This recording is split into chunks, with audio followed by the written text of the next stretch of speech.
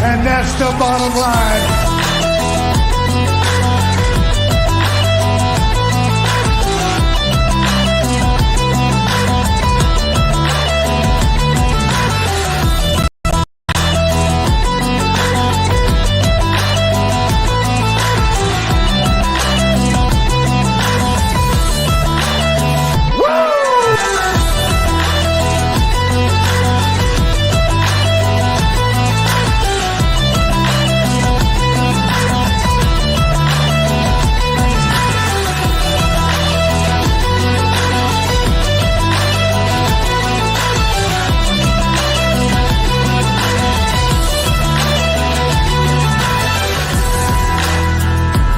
You want a war? You're going to get one.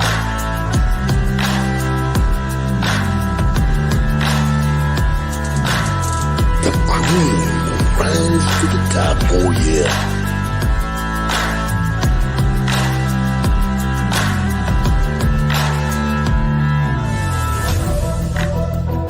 Now you want to get nuts? Come on, let's get nuts.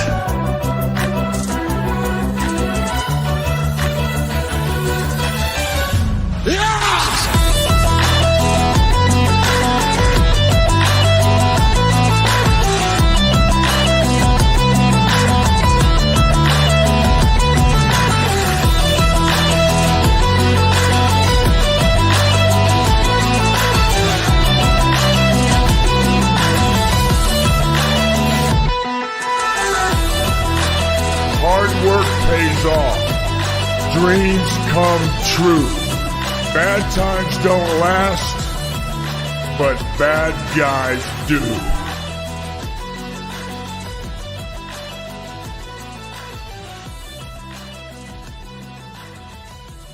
Hey guys, back for another week. What's up? Everybody's bright-eyed and bushy-tailed. That's right, Eric. Yeah. Energy is electric. Election season is over. It is over. Liven up. Let's go. I'm trying to get some sleep now. Election season is No. over. Time to get some sleep. You're going to get plenty of sleep when you're dead. Let's do this. So now we got plenty of time for football, right? That's right. Right. Time to get back to football. Election season's over. Time to get back to football. So we are going to get right to it then. Let's start off with the guy who's probably in a little bit of mourning because his team went down to the mighty Texas Tech team. But what are you thinking, Eric? You thinking there's still a chance? No, I've called this from the get-go. I mean, Okay, you got to part the Red Sea here, fellas. I've called this from the get-go. I mean, I knew, when Kansas State was up there, they were going to run into some teams. Iowa State was going to take a loss in the last 5 games. The problem with Iowa State is compared to maybe some of these other teams is they're just they're pretty banged up. We have guys at the linebacker position that really weren't even on the depth chart at the beginning of the year. And the offense just does not seem to be clicking for whatever reason. Timing off, a few drop passes here and there. So like I said, I've called this for the last 2 or 3 weeks, so it's no surprise. Still in the hunt, though. BYU, as I've said before, has the most favorable schedule, and I would anticipate that BYU is probably going to be the undefeated team out of the Big 12 just based on their schedule. They have Utah this week, but Utah is a shell of themselves. I would expect BYU to cover that game pretty well. Colorado, with 1 loss, same as Iowa State, they're starting to make some noise. They do have a couple of games that they're going to have to play, but definitely on the way out here, BYU has the easiest schedule, followed by Colorado with the next easiest, and then Iowa State probably with the toughest of the top 3 teams vying for the Big 12 championship. So, it's going to be interesting down the stretch to see if BYU can hold, to see if Colorado doesn't turn into Colorado of last year in a game or so. Iowa State's going to have to get something going here. They've got to be better on offense because defensively we're too banged up, to win the 21-10 games and things like that. So, but then, finishing out Texas Tech, Kansas State, these teams, once you get below Iowa State, these are the teams that need a miracle to get into the Big 12 championship game. Cincinnati, Arizona State, West Virginia, TCU, and Baylor. Once you get past, probably Cincinnati, there's no chance for the bottom four teams. Cincinnati and I think Kansas State, Texas Tech are probably going to need a miracle for it to happen for them. So, basically it's a 3-team race to who gets in the championship. And right now, as I see it, being an Iowa State fan or not, Colorado and BYU are definitely in the catbird seat to potentially get there. So we'll see how it plays out. It's definitely been one of the more exciting conferences as far as who's going to finish where, how it started, who they thought was going to be at the top, who has surfaced at the top so far. So only time's going to tell, but like I said, BYU has the easiest path. I would anticipate BYU probably finishes the year undefeated unless they slip up somewhere. But I just don't see it. They got the train going in the right direction. So I would say it's probably a 2-team race for the other spot, Iowa State or Colorado. Unfortunately, Colorado doesn't play BYU or Iowa State. Iowa State does not play BYU or Colorado. So that's just kind of the way the scheduling works sometimes. So it's going to be interesting to see how this conference plays out come the end of the year and who gets the final 2 spots. They did have Iowa State and BYU in prior to the 12 team, but with Iowa State losing right now, they only have BYU in. So it'll be interesting to see how it comes out if Iowa State or Colorado can get to the championship game and potentially beat BYU. What that does for the conference burst and things like that. So that's pretty much the Big 12 wrap for the week. Well, You dropped Iowa State all the way to 3? Listen, I've seen this coming. Defensively, we were hanging on by a thread. We've been so banged up on the defensive side that, we just got by UCF and, we had some games where we started slow. The defense, we were down 14-3, things like that. So if we weren't banged up on defense and this was happening, I'd be like, man, we got some issues. But because of the defense being so banged up, it's just made it really tough sledding, for the offense. Again, I would have thought our offense returning most of the guys would be up to the challenge, but there's just something off about the offense. I can't put my finger on it, between some drop balls. I mean, Rocco Beck threw some great balls this week that were just flat dropped. I suppose those are the types of things that happen, but those are the types of things that if you want to be a team that's going to be included in this 12-team playoff, you have to make those plays. And this week they just didn't do it. They just didn't do it. And the defense just, now Iowa State goes down and takes the lead with, 2 minutes left. But the defense just, like I said, they're so banged up, they just could not hold. And then Tech scored late. Well, as it sits, Iowa State's got the tiebreaker on Colorado, right? Because they have a better overall record. Yes, but again, Colorado has an easier schedule. I mean, I could see maybe Iowa State losing another game, And here's the deal: I don't think the way it looks with the college football playoff right now, because Notre Dame appears to, Notre Dame is going to screw this college football playoff up because they don't play, they get past their first 4 weeks of the season. Who do they play? They're not in a conference where they have to sit there and, like Nebraska or Iowa or Ohio State or Oregon, where they have to battle conference foes for 8 weeks of the season or 9 weeks of the season. We were so scared about Navy. What do they do to Navy? we talked about on the show, man, Navy could do this, and they dog rolled them. I mean, so who scares you? They got Kansas, Cincinnati, Utah, Kansas State. Who's going to beat Cincinnati or Kansas State? Cincinnati's playing really good football right now. Now, on paper, they were not playing good football at the beginning of the year. Absolutely not. But Cincinnati has figured something out, and they are playing extremely good football. And Kansas State is like in the Big 12. It always has been. It's Farmageddon. It's almost like Iowa State. Kansas State could be vying for a national championship. They come to Ames and they get a game, or vice versa. Iowa State's 8-3, and they go to Kansas State and they're going to get a game. I mean, that's what scares me about that last game, and that's why the Texas Tech dropping the Texas Tech game was so bad. So somebody sounds like they're trying to anti-gank. Is that what you guys called it earlier this year? No, I'm not. I don't know this thing you speak of, but it sounds like that's the type of thing you're trying to do here. No, absolutely not, because I've been saying this for 2 or 3 weeks that Iowa State was going to drop a game. But I can remember Football Jesus telling us that Iowa State was going to run away with this conference earlier. That is not what I said. No, that's not what he said. You are putting words in my mouth, and you know it. Brett. See, thank you, Brett, for being the fake news buster here. Because everything on this show, there's no way that I ever said that. And I have been saying for the last 2 or 3 weeks that Iowa State was just holding on by a thread because we have so many injuries on defense.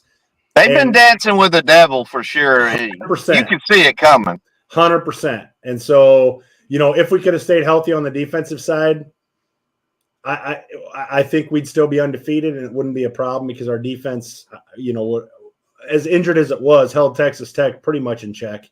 But when you lose your entire linebacking core, that throws a lot of things off. We got a couple defensive linemen that were hurt.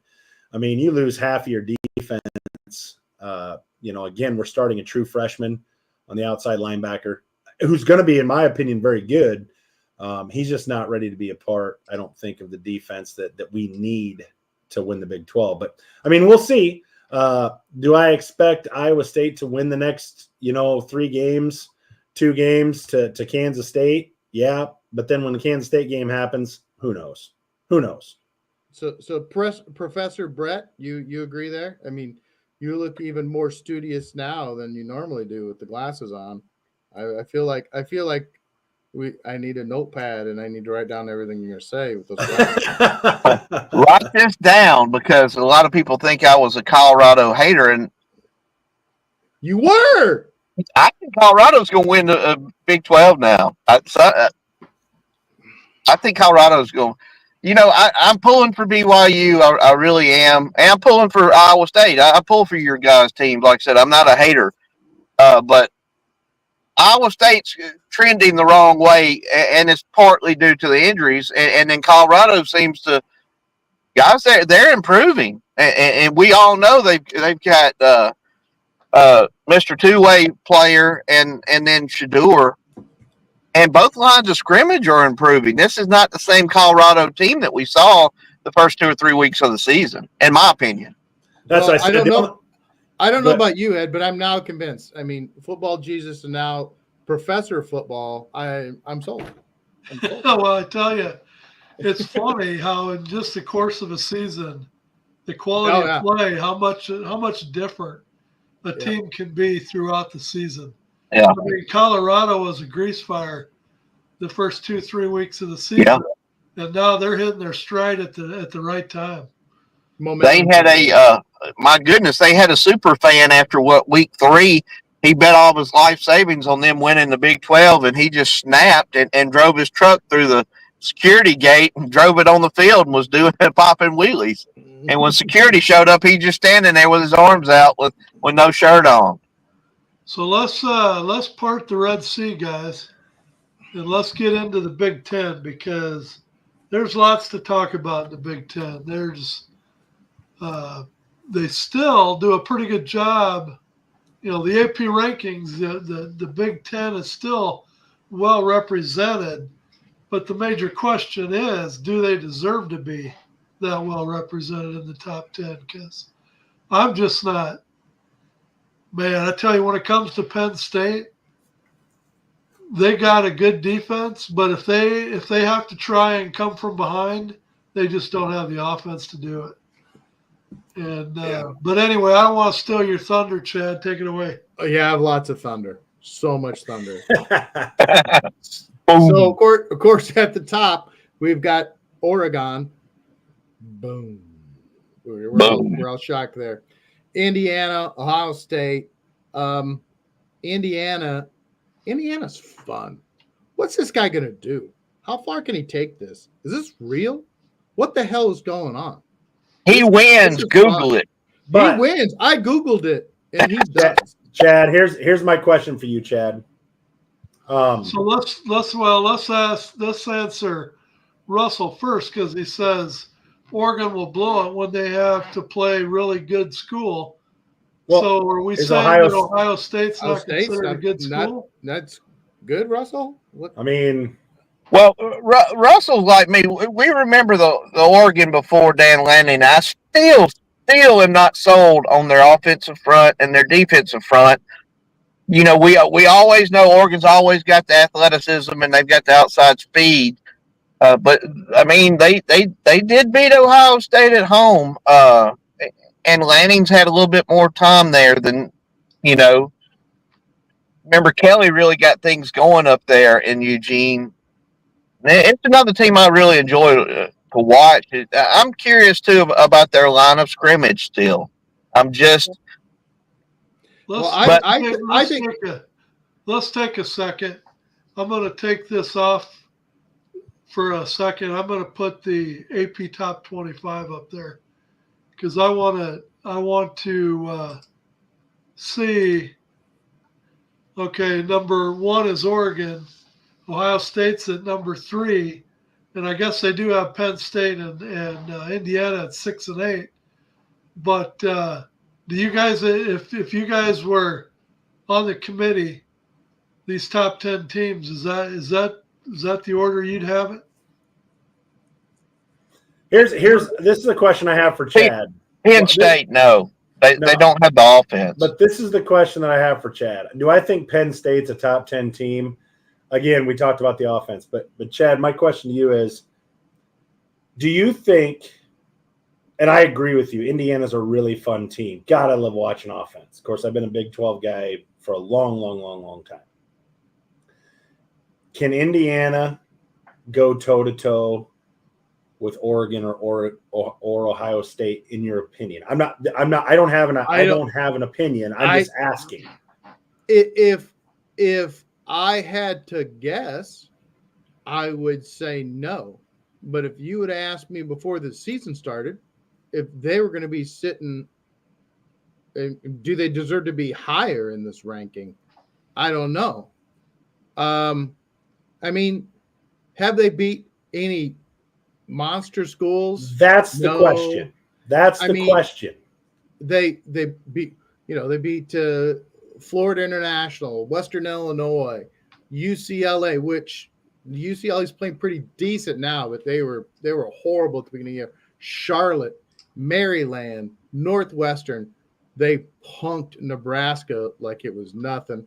Washington and Michigan State. They play Michigan this weekend. So we're going to get a real quick on Indiana. They got Michigan and then Ohio State. So this is it at Michigan? No. So it's at home. And you've got Michigan and the 9 at Ohio State. Well, I'm talking about the Michigan. They have Michigan this week, correct? Yeah, okay. Correct. So it's at home against Michigan, and Michigan is in your 9 hole in the rankings. Are we really, if Indiana's the real deal, is that really a game, or is that only a game in name only because it's Michigan? Because Michigan is not looked at impressive. Let's be honest, guys. They don't have a quarterback. They have no quarterback. This is where I say it's a game. It's a game in that it's Michigan. It's name value. You're going into the big house. Most of these kids coming from James Madison University, Now they've been playing for him there. Now they're going to go in the big house and play the defending national champs, Michigan. Yes, Michigan is not very good this year. However, they played a little better the last couple of weeks. Can Indiana do it? I think we'll get a read on it this weekend. If they handle Michigan solidly and don't get scared, then the Ohio State the next week. Well, I guess the Michigan's at home, so they're not going into the big house. I'm sorry, but they're still playing Michigan, and they got them coming into their house. How do they handle it? And then they have to go to the shoe the next week.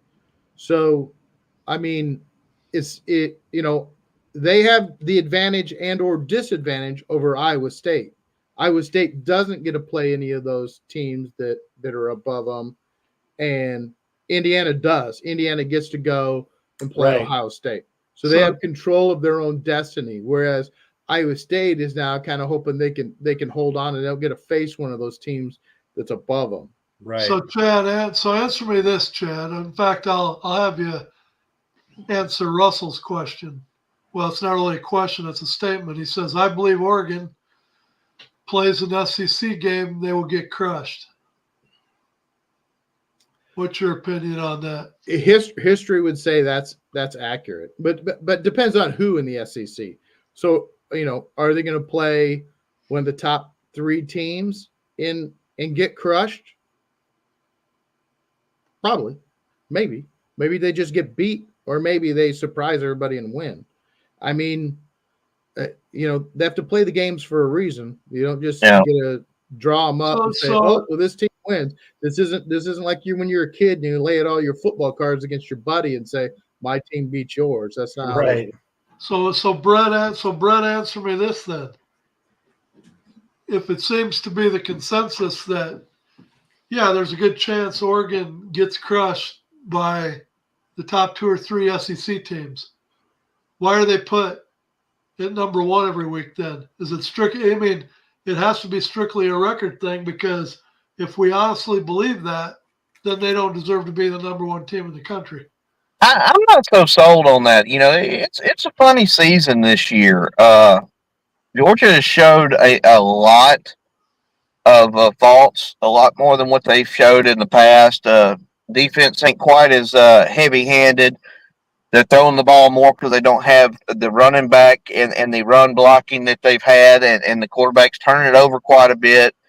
Texas, you saw Georgia just went in there and just blew them away, just curb stomped them in Austin.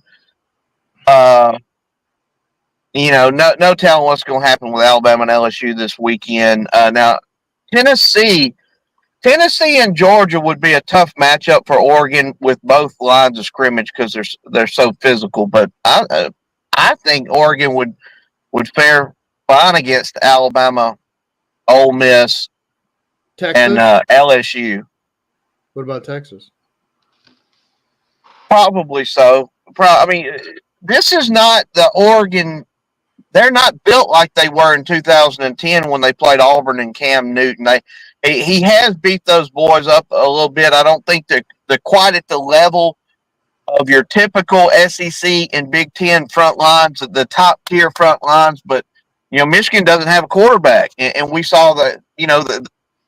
They just didn't have enough offense to hang with Oregon. That's their liability as their lines of scrimmage, but skill set with their quarterback, with the wide receivers, their cornerbacks. Oregon's not going to get beat or beat down by anybody unless they have a 4 or 5 turnover game. I think Oregon, they deserve to be ranked number 1 right now. So, and I don't see Georgia or Tennessee. They might could beat them, but they're not going. I mean, they're not going to run over them. Not in my eyes. There's no real dominant team this year. Yeah, there's no SEC team that gets you shaking in your boots.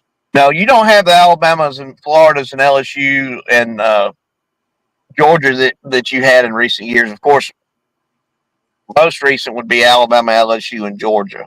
Every team in the SEC's got faults. Every team. So when the college football playoff top 12 seeding comes out this week, and they got 4 SEC teams, and they got 4 Big Ten teams. They came out last night. Do you Yeah. think that? Do you think that the Big Ten is worthy for all 4 to have 4 teams represented in the top 12? Penn State's the same Penn State they've always been under Franklin. Unfortunately, they just do not have enough offense. I think a lot of us was probably pulling for Penn State Saturday over Ohio State, and their defense gave Day and Kelly all they wanted, but they just did not have enough. Same old story. Not the wide receivers and the quarterback play they needed. And they obviously don't have a Saquon Barkley right now. They just don't have enough weapons offensively. I think it would be a wasted pick. They have to play ahead. They're not. Yeah, absolutely. Right. They have to have the lead. Absolutely. That's a definite. Yeah. Well, and I mean, to answer your question about do 4 teams deserve it? I mean, at this point, Penn State has 1 loss, and that loss is to Ohio State. So there's no harm in saying that Penn State, is not a playoff team. I just think, Indiana's the one that I'm concerned about, because Indiana plays, what'd you say, Michigan, and then they go to Ohio State. Who do they play off? Purdue. And they finish with Purdue. Purdue. Penn State has who left? Pull that up for me. Well, here's another question then. The way we're talking about Indiana, is this year's Indiana last year's Florida State? Well, do they deserve to be there? Less talented Florida State, better coaching. Their quarterback's still healthy. Well, I'm going to tell you this much: if Indiana runs the table in the Big Ten, that is better than Penn State has Washington, Purdue, Washington at home, Purdue on the road, Minnesota on the road, and they finish at Maryland. So Penn State has a weak schedule left, so they could very easily finish with 1 loss. Ohio State has Indiana. I would say that's pretty much it for them. Oregon, they don't play Indiana. They don't play Penn State. Well, Ohio State does have – now, we've all talked Michigan is bad. Yeah, they've got Michigan. But that game's different. Right. It's kind of like Texas, Oklahoma. Right.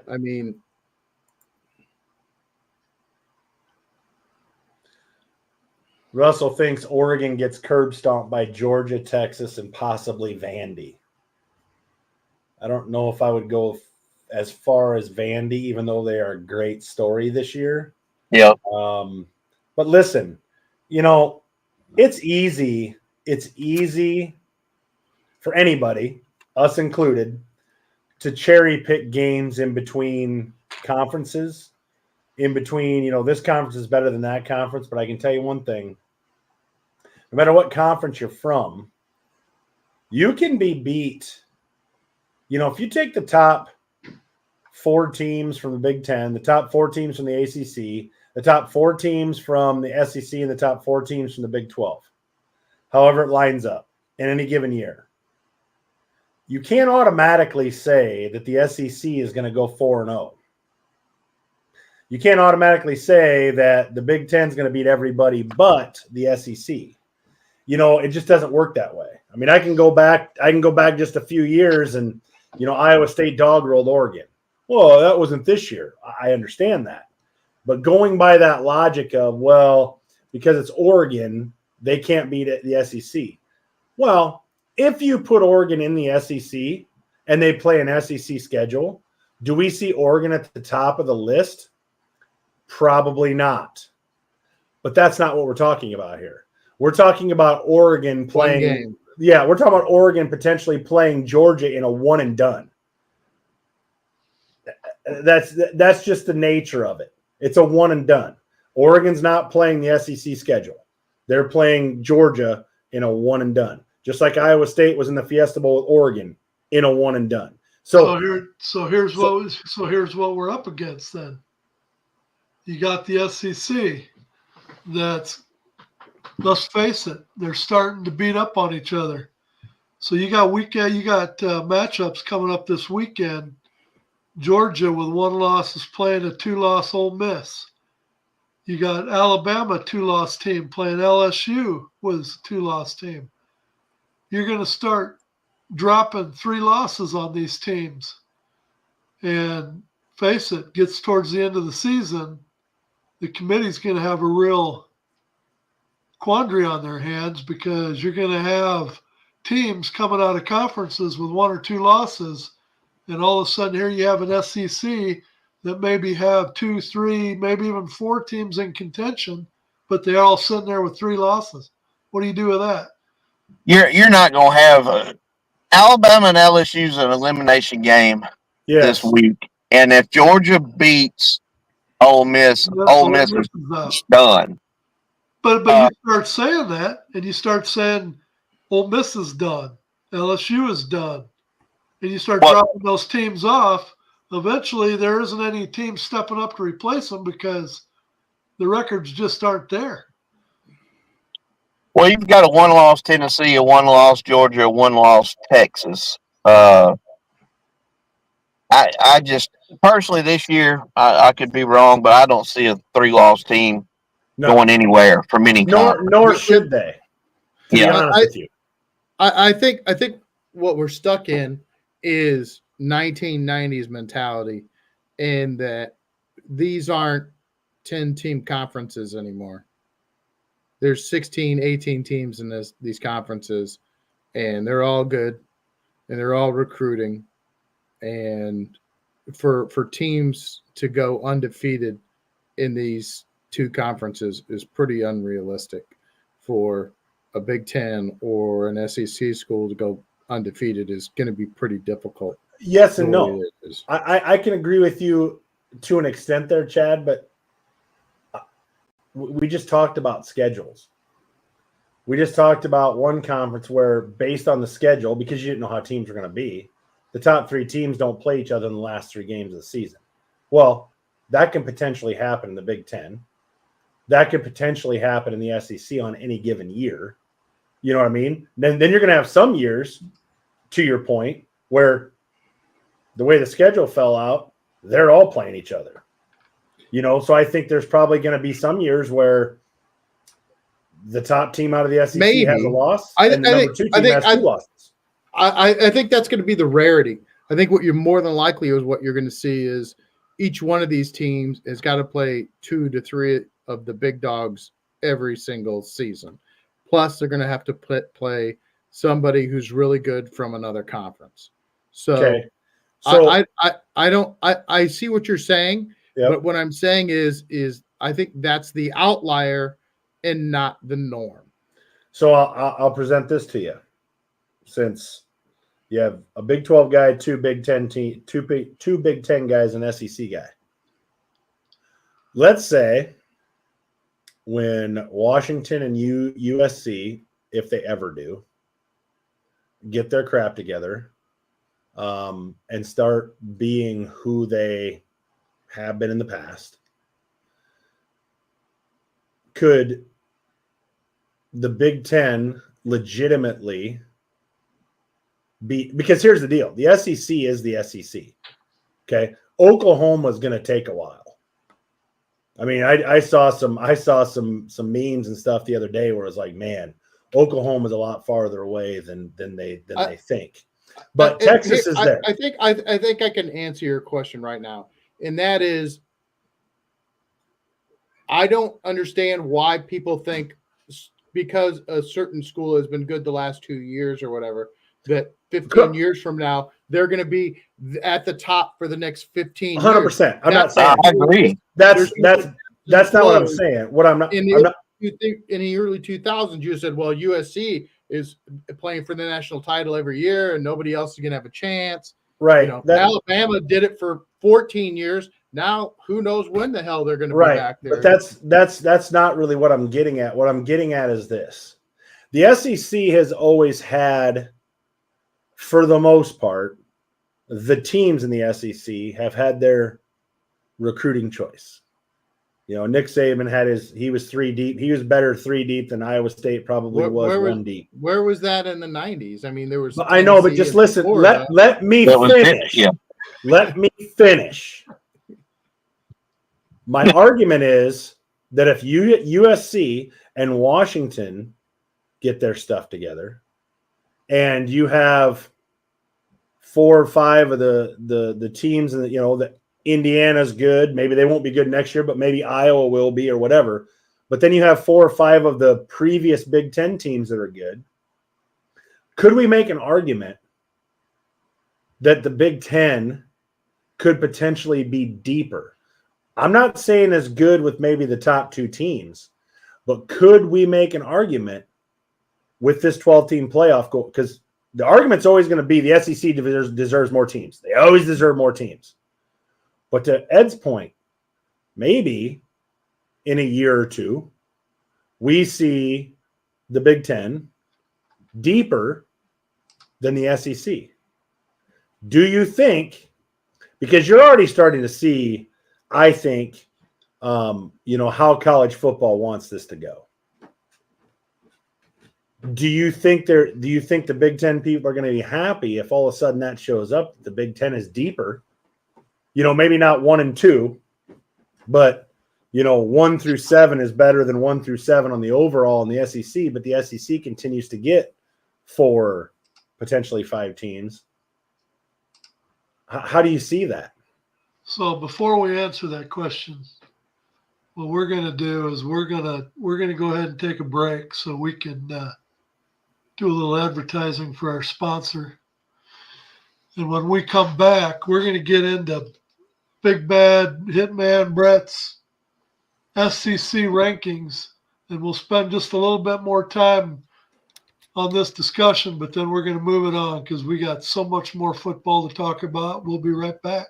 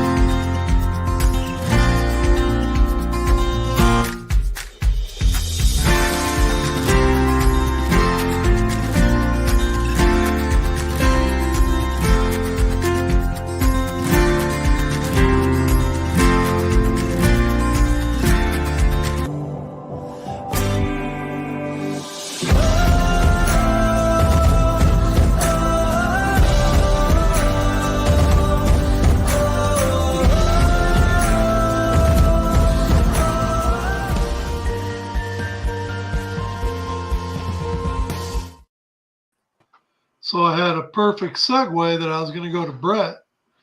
Brett's left us. So Chad, what happens in that situation? The studio was smoking. Sorry. Are Big Ten people? I mean, does that really? I think everything will generally. Are there going to be exception years? Yes, there's always exceptions to everything. I think generally, most Troy. of the time, it's going to work itself out. So whether it's the Big Ten for a few years, maybe it's the SEC for a handful of years, then it's the Big 12 has a couple of years where they're dominating everything. I mean, any of that is possible, and I think they're all just going to have to roll with it. And the fluidity of these conferences is ongoing. So who knows what any of these conferences look like in 2 or 3 years? Well, we don't know. And Indiana is a classic transfer. How long portal. does that guy even stay at Indiana? Well, but they're that's the thing. I'm ready for him to be in Tuscaloosa. Well, I'm just saying they're the classic team where the transfer portal has turned them into a team in a but year. what is it? What? No, here's the thing: he's brought in all these kids from James Madison. So, wait a minute. What's he going to do when he recruits kids that were Power 4 recruits to begin with? Right. That's He a little wins. scary. Google it. Yeah, he wins. Google it.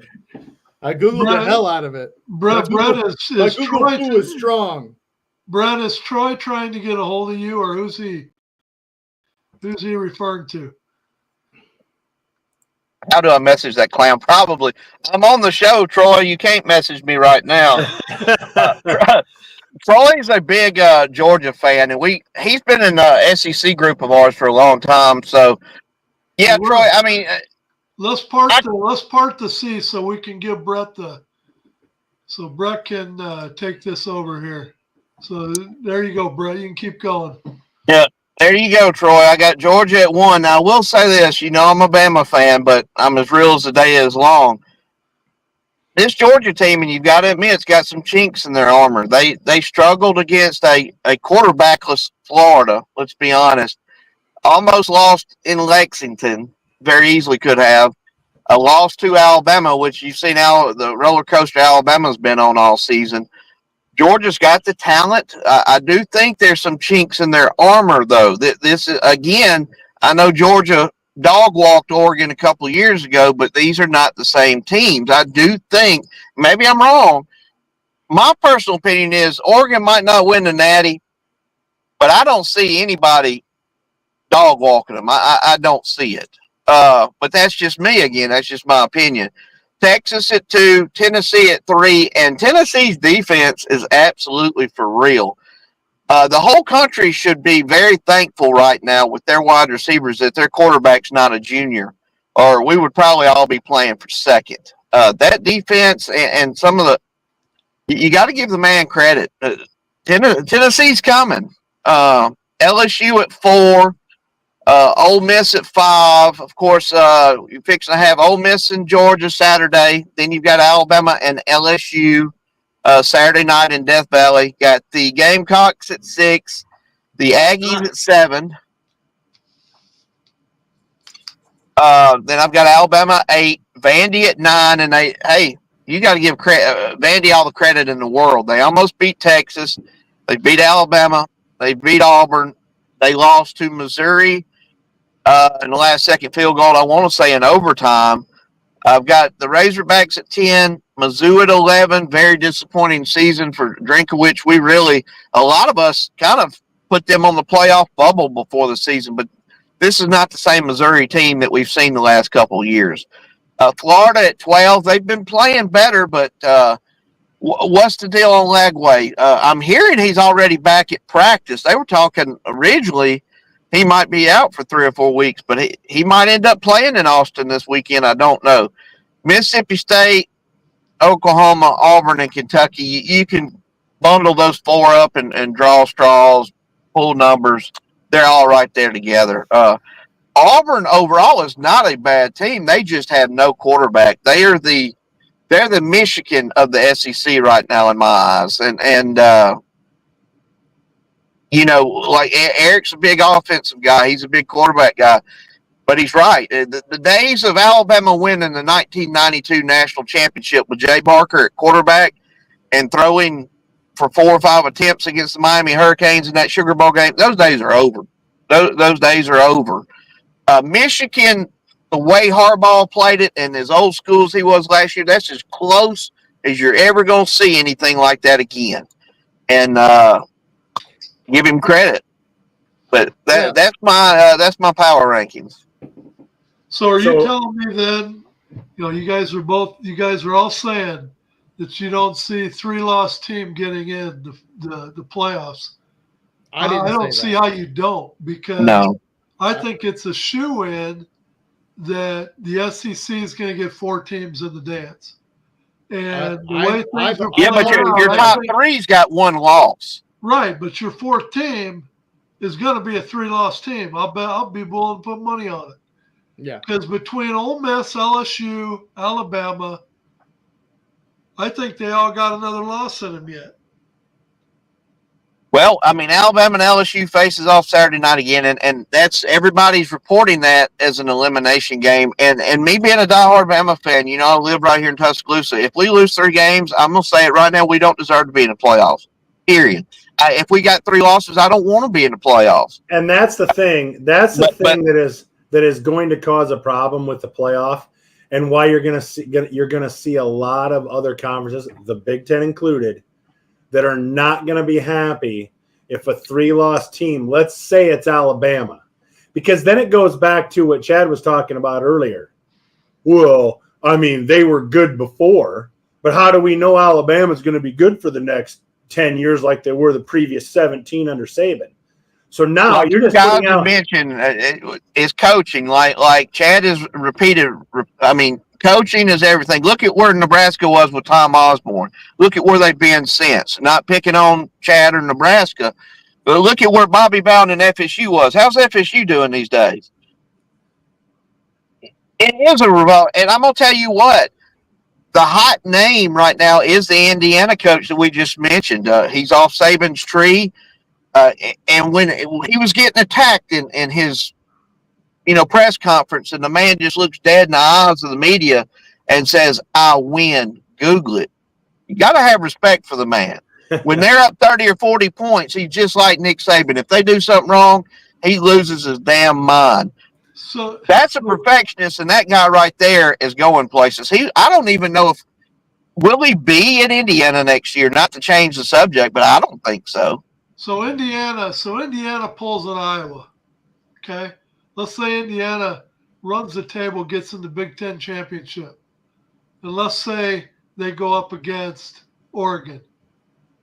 Oregon just absolutely boat races them, and just forced to the tune of 41-10 or something. So now you got Indiana, that's a 1-loss team.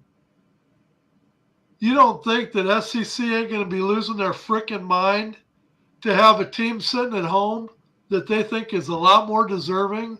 Well, some fans might. Loss is in the playoffs. Some fans might, but I'm not one of those some fans. You deserve it. If you want to get there, then earn it.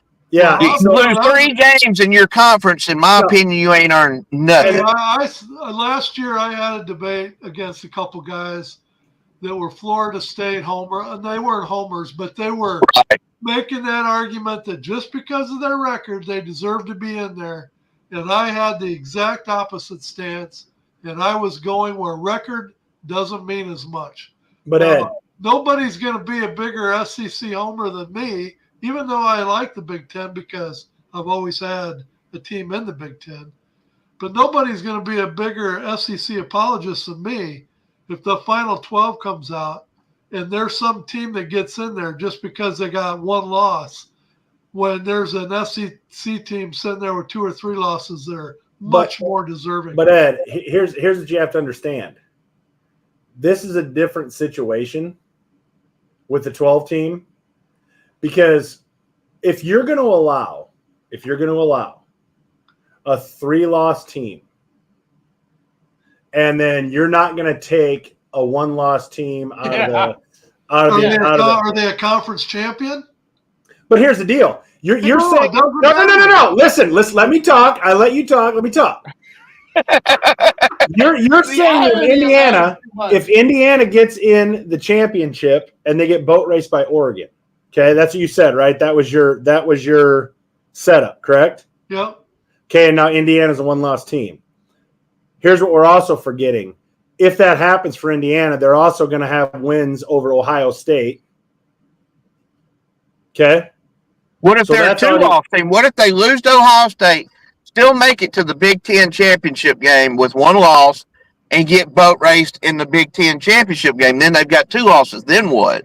That's the perfect scenario of what happened to the Iowa Hawkeyes. Right. Is they got to the Big Ten championship by winning the other division.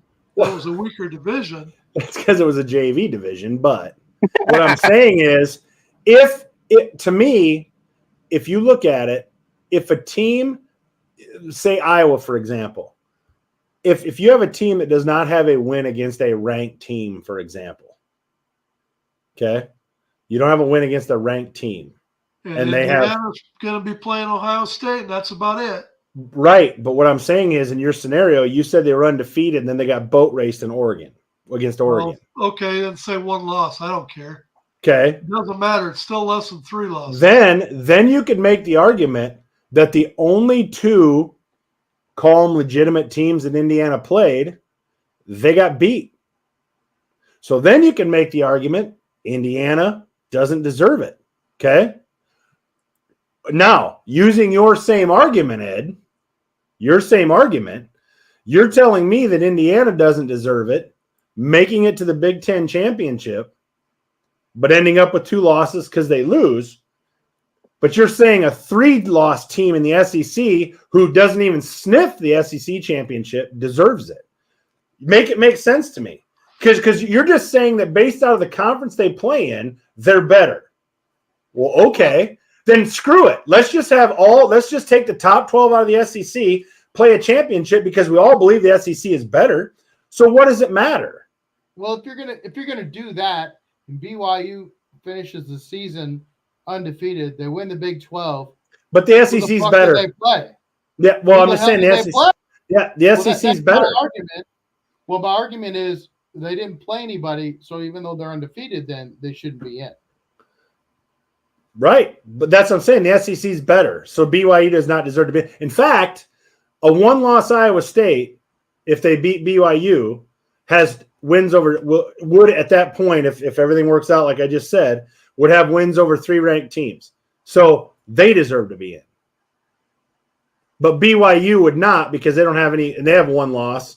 They don't have any wins over ranked teams. When you say wins over 3 ranked teams, what were they ranked? If someone's ranked 24, no, in this case, it isn't the same as two top 10 teams duking it out. Okay, then you know what? Then let's just put the SEC in there. They're the better conference. Let's just have a 12-team playoff with the SEC. No, I'm just saying to say that you can eliminate teams based on record is not, to me, is not right. But the scenario you gave me with Indiana, which being in the Big 12 championship would put them in the 2 spot. Could have been any team. I don't give a shit. Fine. But I'm just saying, would put them in the 2 spot in the Big 10. So to me, if you're going to take 4 Big 10 teams or 3, whatever it is, I don't care if they get beat 100-10. They're in. If that's what you're going to do. Because what you're telling me is that team who made it to the Big Ten championship is not worthy, but a 3-loss team in the SEC that's watching the SEC championship is more worthy because of the conference they're coming out of. Well, if you're going to grade it by just that, then there should be about 6 SEC teams, 4 Big Ten teams, 1 ACC, and 1 Big 12. Let's just do that. Let's just set it. Set it and forget it. So what you're saying is college football needs a handicapping system. If that's what you want to do, then you're gonna get 6 or 7 SEC teams because we view the SEC as being the best. I'm sorry, I don't know why we got to keep having this argument. I'm like, I think it was Paul Feinbaum said, Division II and Division III and whatever the hell they call them these days. I don't know. Like I've mentioned, they've been doing a playoff for probably my whole life, and it's a 16-team playoff. And I don't know, like Feinbaum said, I don't know how they can get it right and Division I can't.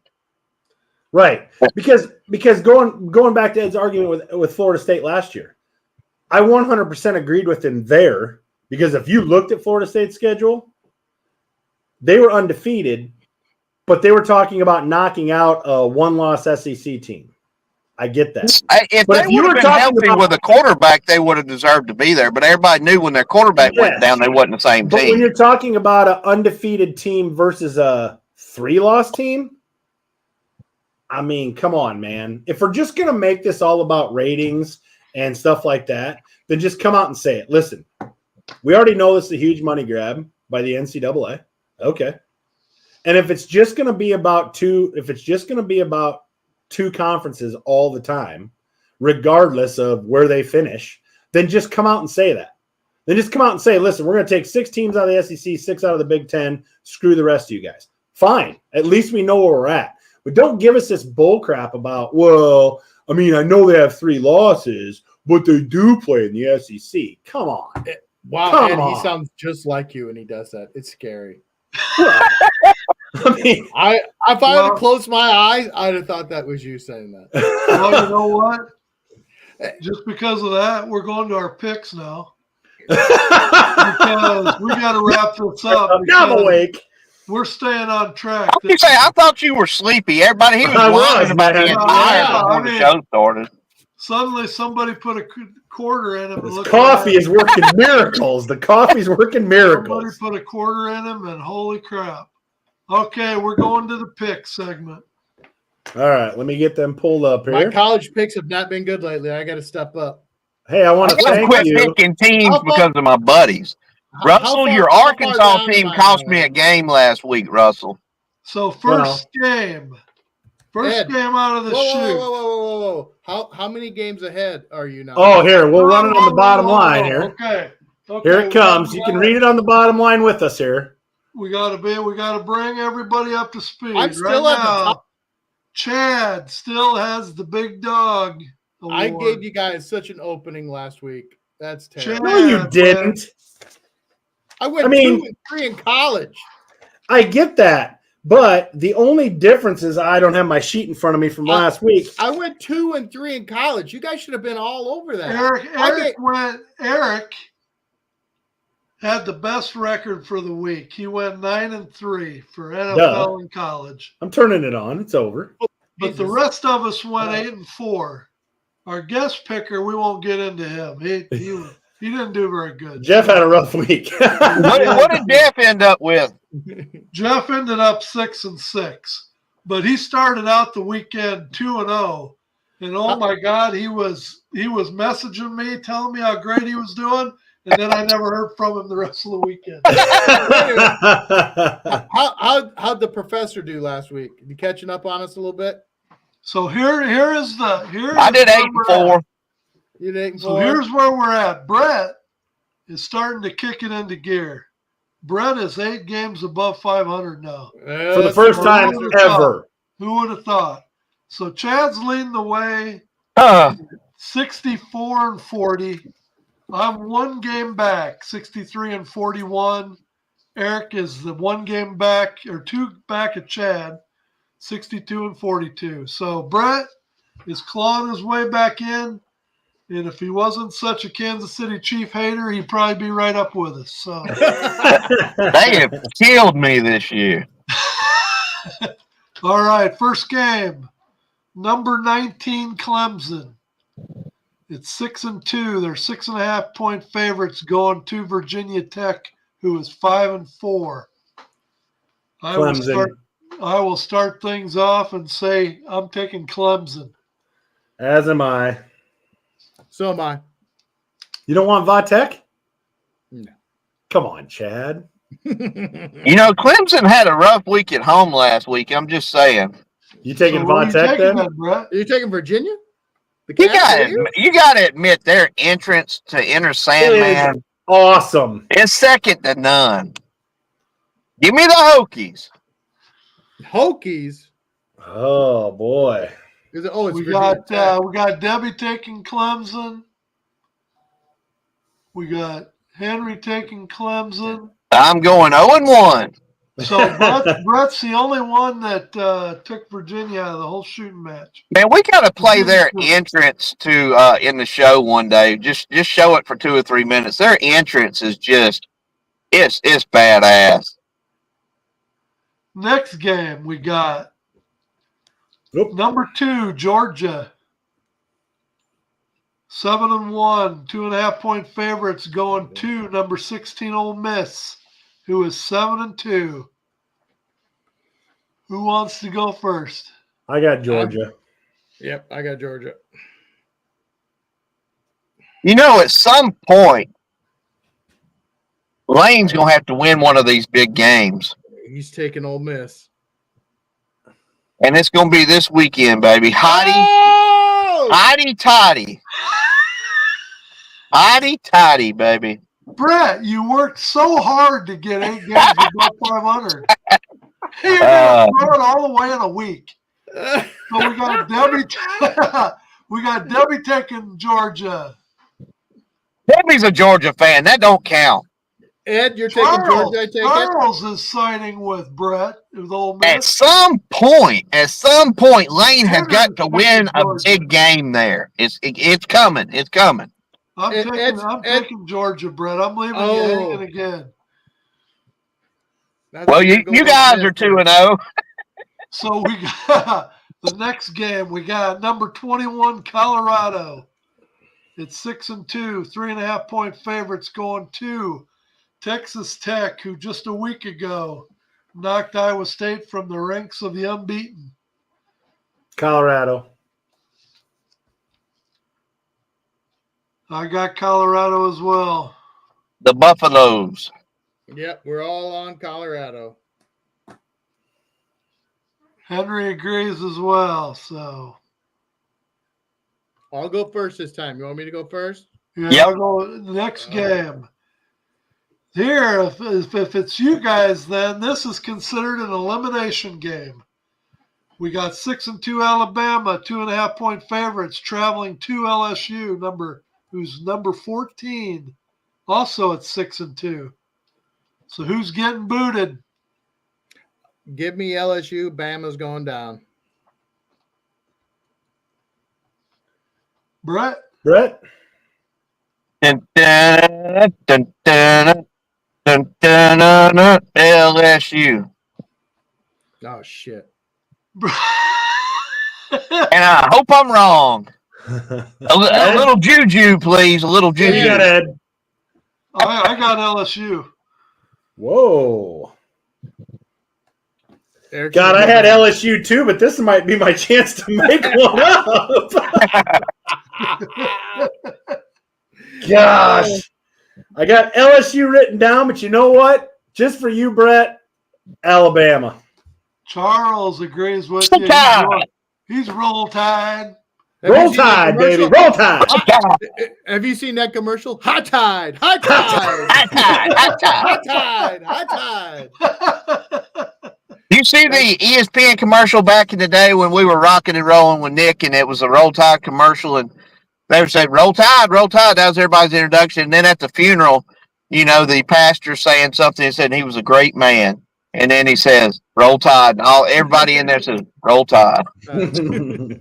Next game, 5-4 Oklahoma, 2.5 point favorites traveling to Columbia to face the Mizzou Tigers. This is an old Big 12 rivalry game. Yeah, These it two is. fan bases do not like each other. Mizzou is 6-2.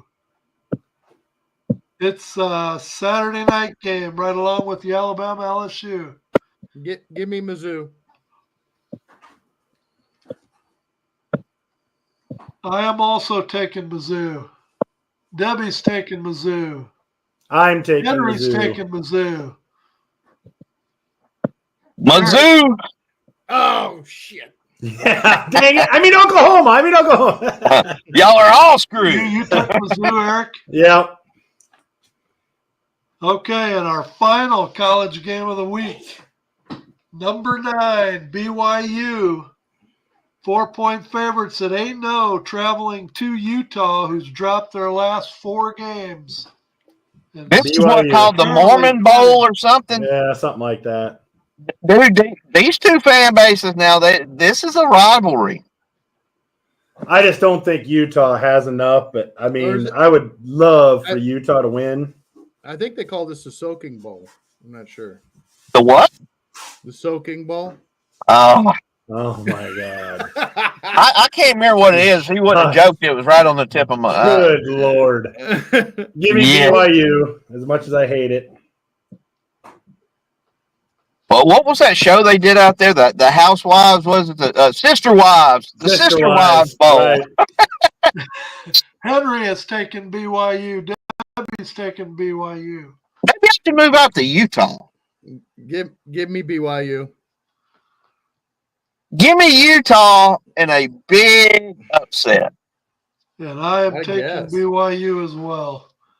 You're out on a limb on quite a few of these, Brett. Yeah. you're For thinking of some my reason, way. I'm feeling good tonight. I just can't figure out quite what it is, but You're thinking upset weekend all over the place. Yeah. So that's going to wrap up. That's going to Well- wrap up the first hour of the college segment. so much for my 3-week win streak. When we come back, it's going to be time to turn to the NFL. We'll be back.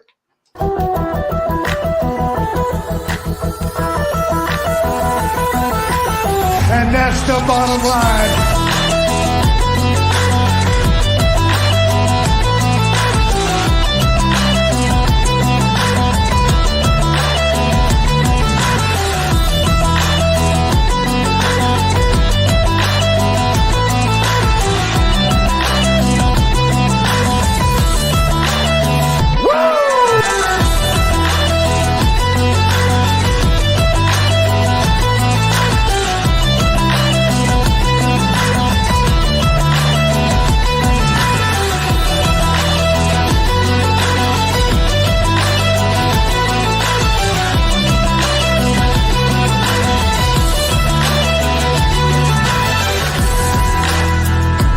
You want a war? You're going to get one.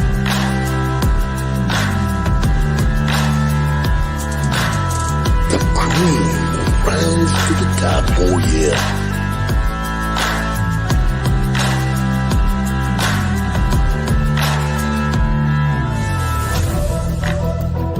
Now you want to get nuts? Come on, let's get nuts.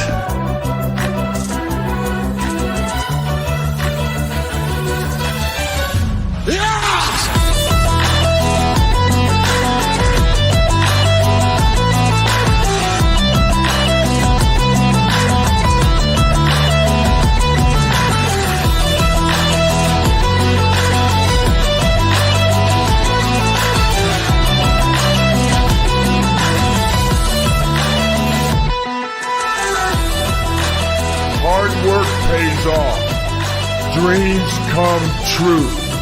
Bad times don't last, but bad guys do.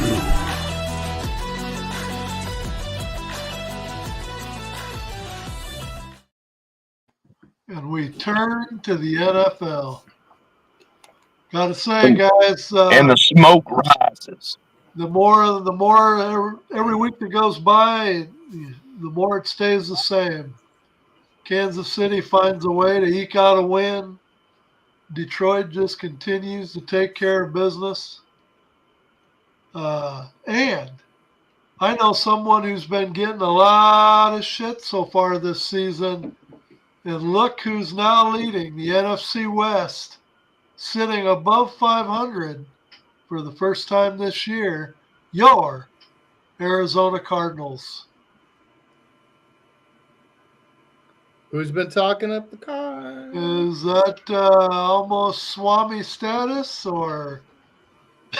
This guy. Well, in all due Look respect, at- they oh, look played at- the look at Bears football this Jesus up weekend there. after the Hail Mary game, so that didn't Right. count. Yeah, right.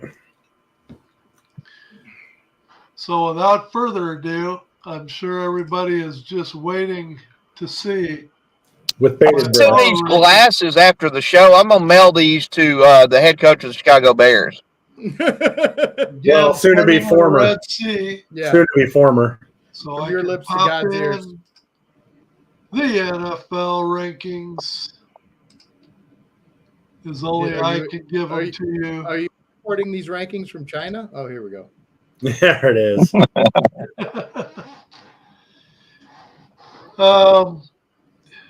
Somebody explained to me what in the hell Tampa Bay was thinking. I mean, how much more can you try and give a game away when you get down to the 1 yard line with 38 seconds left to go in the game and you call it timeout? You got a defensive-minded head coach down there, man. Mm-hmm. So, And how many times when Kansas City goes to overtime, not to cut you off, Ed, how many times is the other team always going to pick tails and the damn thing's always heads? How many times?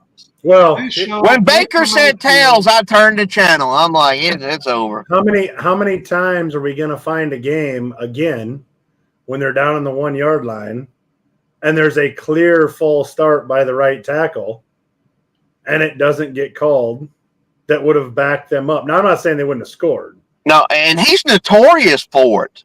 Yeah. Doesn't he lead the NFL in penalties the last 3 years? Yeah. And all of a sudden, it doesn't get called. Even the announcer's like, it looked like a full start to me. But oh well. Just You know, saying. I'm not going to dog them so much for not going for two because, you know, everybody has their own philosophy on when to go for two and when not to. But you could see the look on Baker Mayfield's face the minute Tampa Bay lost the flip, the coin flip. Oh, it was awesome. You know, Oh, he knew. He knew they were done. Just put your helmet He away. just goes, oh. Yeah, that was hilarious. That was absolutely hilarious. I bet it made his defense feel good. I bet all of them said, oh. yeah. Thanks Baker, for don't you believe in us? Yeah, thanks for believing in us. The second game of the week that had big importance was Detroit and going to Lambeau Field. I don't know about you guys. I know that Jordan Love is hurt. There's no doubt about that. But could he have made a bigger boneheaded mistake right before halftime? That's the second one. Pick a number between 1 and 10, he always picks 6.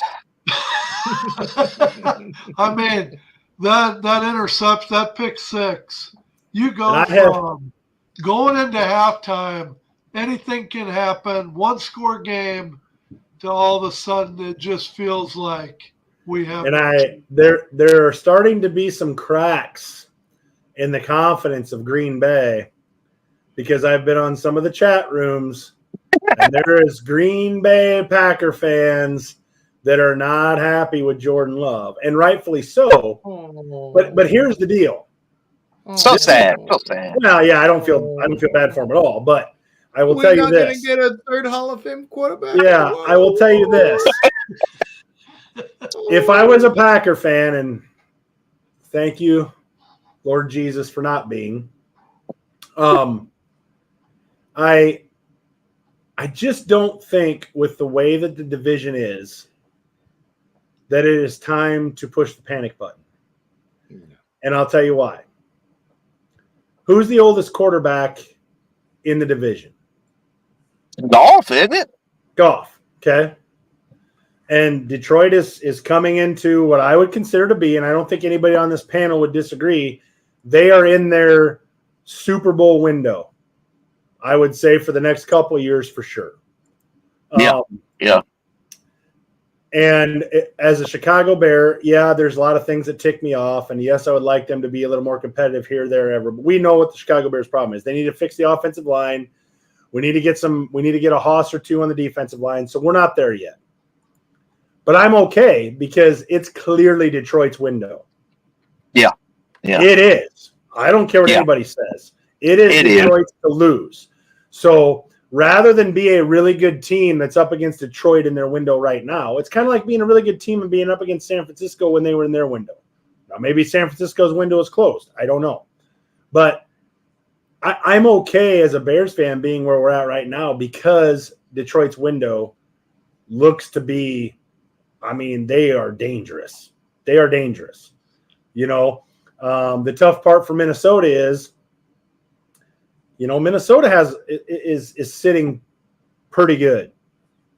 But now if you're pretty good and you're in Detroit's window, where's that put you? You know, Green Bay. Okay, Green Bay's pretty good. But you're in Detroit's window. Eric, where does that put you? By the way, this is Ed's segment. Right. But I'm just throwing that out there. Just throwing it out there. See, the coffee's kicking in. The coffee's kicking in. Oh, the professor. We thought he was going to go to sleep before the show. The only thing I will say about your argument is I could go through a list pretty regular from year to year of these teams that were destined that never made it. Oh, 100%. It's the NFL. The ball can bounce funny a lot of the time. Last year, when you talk about a window, Well, as far as I'm concerned, they gave one of their window years away because the coach won't kick a field goal when he doesn't have a feel for the game. He did. So they should have been in the Super Bowl last year. So that's 1 year of their Super Bowl window that's already been pissed away. Okay, but when you talk about NFL teams,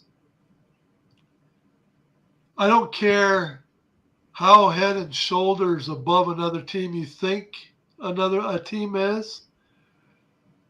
You can go from game to game to game and pick out a handful of plays that were make or break for a team winning or losing. And as much as Detroit is a better team than Minnesota is, and I'll give you that.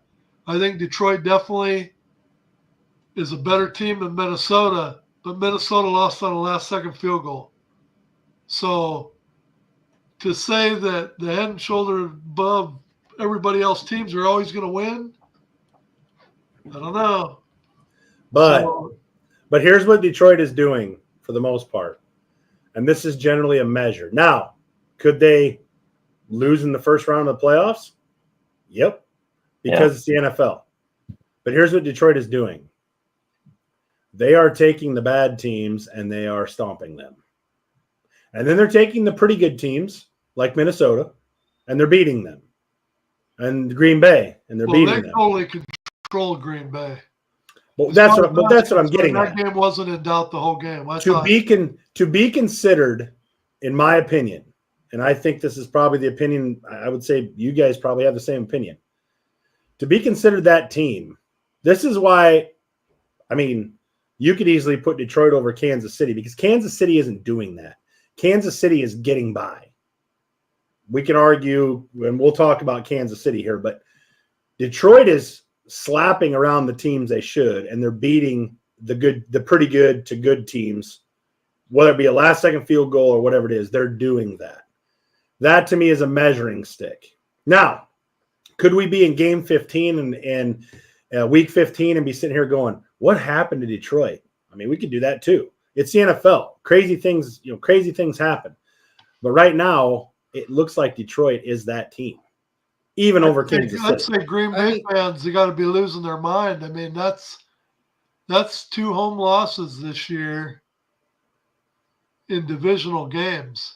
I mean, Lambeau Field was always supposed to be sacred ground where good luck going into Lambeau Field and getting the win. I think they're finding a little chink in the armor this year. Well, I mean, Detroit, you know, their rest of the way schedule. I mean, they got. Have they played Philadelphia, Chad? Have they played Philadelphia yet? Because those two teams right now, that's the game I want to see is Detroit and Philadelphia. They don't play them. Wow. So they're at Texans. Then they're Jaguars at home. Then they're at the Colts. Then they're Bears at home. Packers at home. Bills at home. At the Bears. At the Niners. And then Vikings at home to finish out the season. That Bills game would be pretty fun. Yeah. And the Bears games, I mean, they might not scare you, but I mean, the Bears went 1-1 with them last year, and they should have beat them the other time. Twice. So, yep. I mean, the Bears are not going to be intimidated going into that game because they already know they can beat them. So, those games are not. I suspect those games are not going to be easy for Detroit. But I mean, they've got the Jaguars, the Colts, 2 games with the Bears. 4 games they should handily win. And then they have Niners, the Vikings. Last week, week 18, are the Vikings still, the Super Vikings, or are they just the Vikings? Are they just Sam frickin' Darnold Vikings?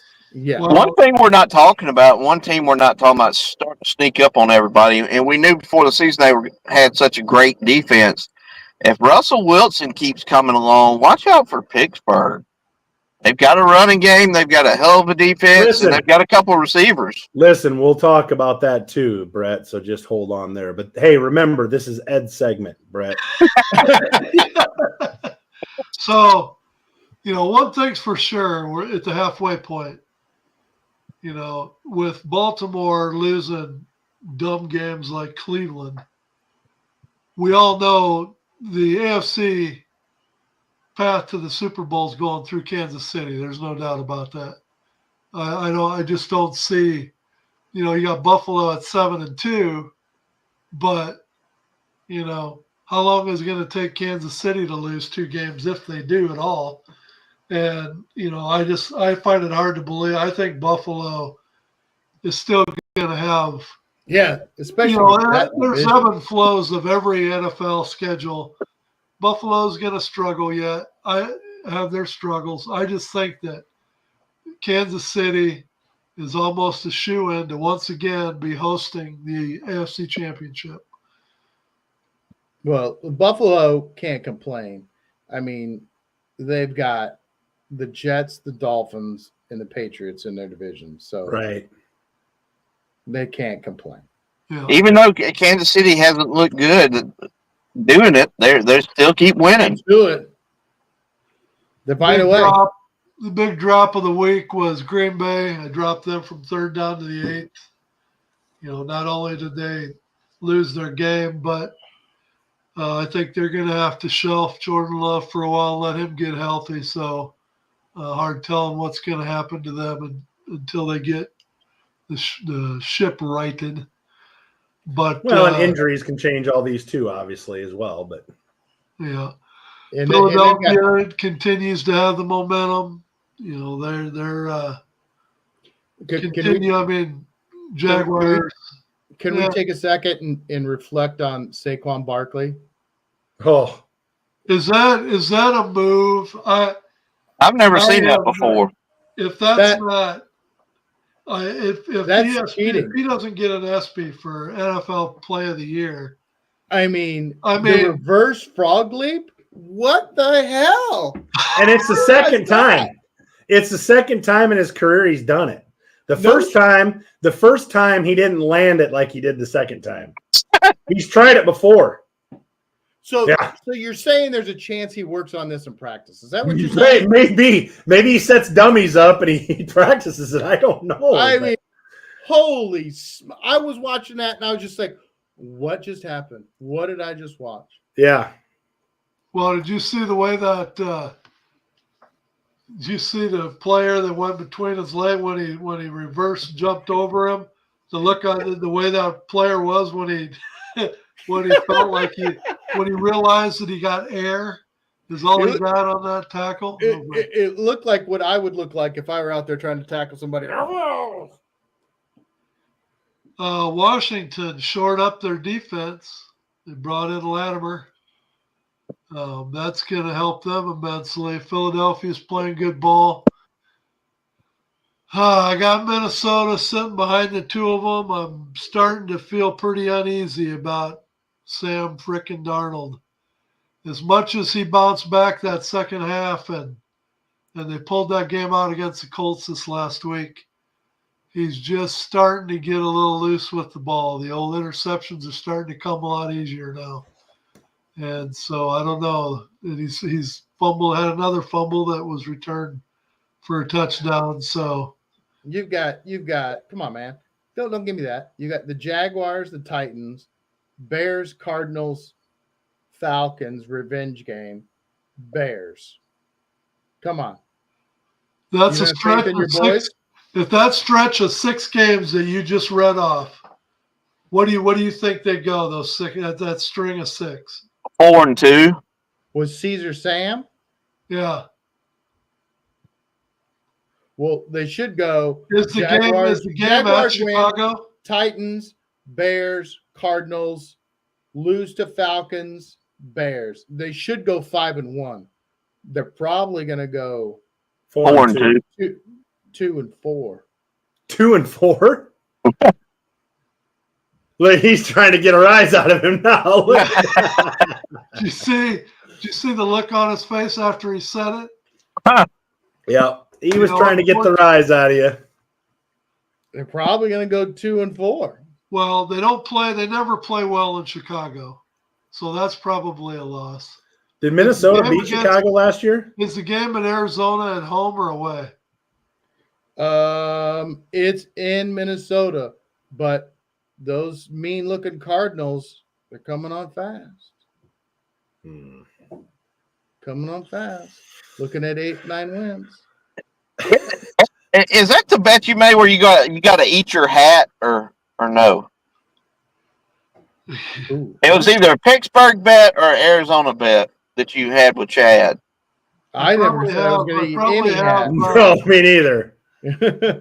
I probably have Green Bay a little bit too high here, but you know, I suppose there's an argument to be made. Pittsburgh should be a little higher, maybe going above them. But you know, San Francisco, everybody continues to talk about San Francisco, but still they're 4-4.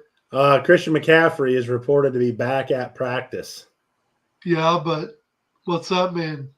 That Yeah, could how be a long? half. That could be a half and be over. Listen, I get it, but what I'm saying is That could be he's back at practice, but he still doesn't play for another 2 weeks. it could be, but I'm just saying, you know, I know they're 4-4, but what does San Francisco look like the rest of the season if Christian McCaffrey stays in the lineup?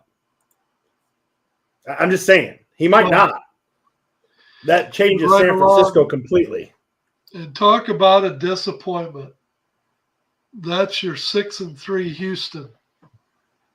That was a bad loss against the Jets. That's all there is to it. That was a bad loss. And now who do they play? They go to play Detroit. So Ooh. my question you're for you, talking Ed. You're talking about possibly being a 6-4 team after this weekend when you could have been 7-3, 8-2.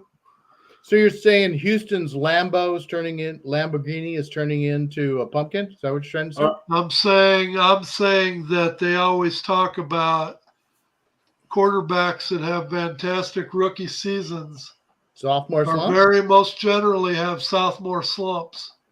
And I just So think you're saying that that Stroud's not putting together. So you're saying CJ Stroud is a bust. No, I'm not saying he's a You're bust. saying- I'm just saying You're what I've saying said before. And the Russ, fact that these teams, they all can play defense. They all had the whole off season to watch You're saying tape, find he's out Joey what his Harrington. tendencies are, what he does well, what he doesn't do well.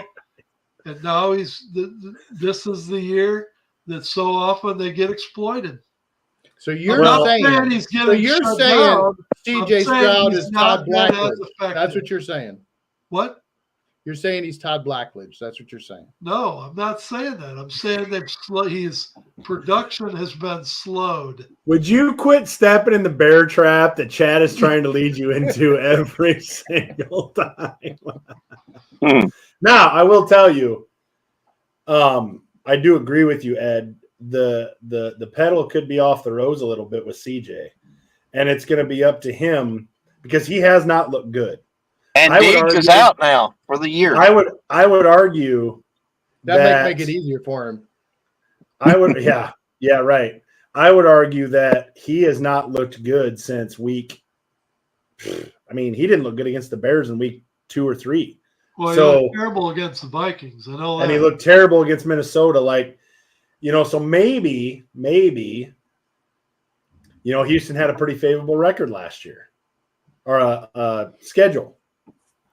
You know, now what record are they playing? What schedule are they playing this year? It's a number 1 schedule, correct? They were division winner last year, weren't they? Yep. So they are playing Yeah. number 1 So schedule. they're playing. Yeah. Oh, whoa. Let's slow down. I mean, they're in the AFC South, so you know that's a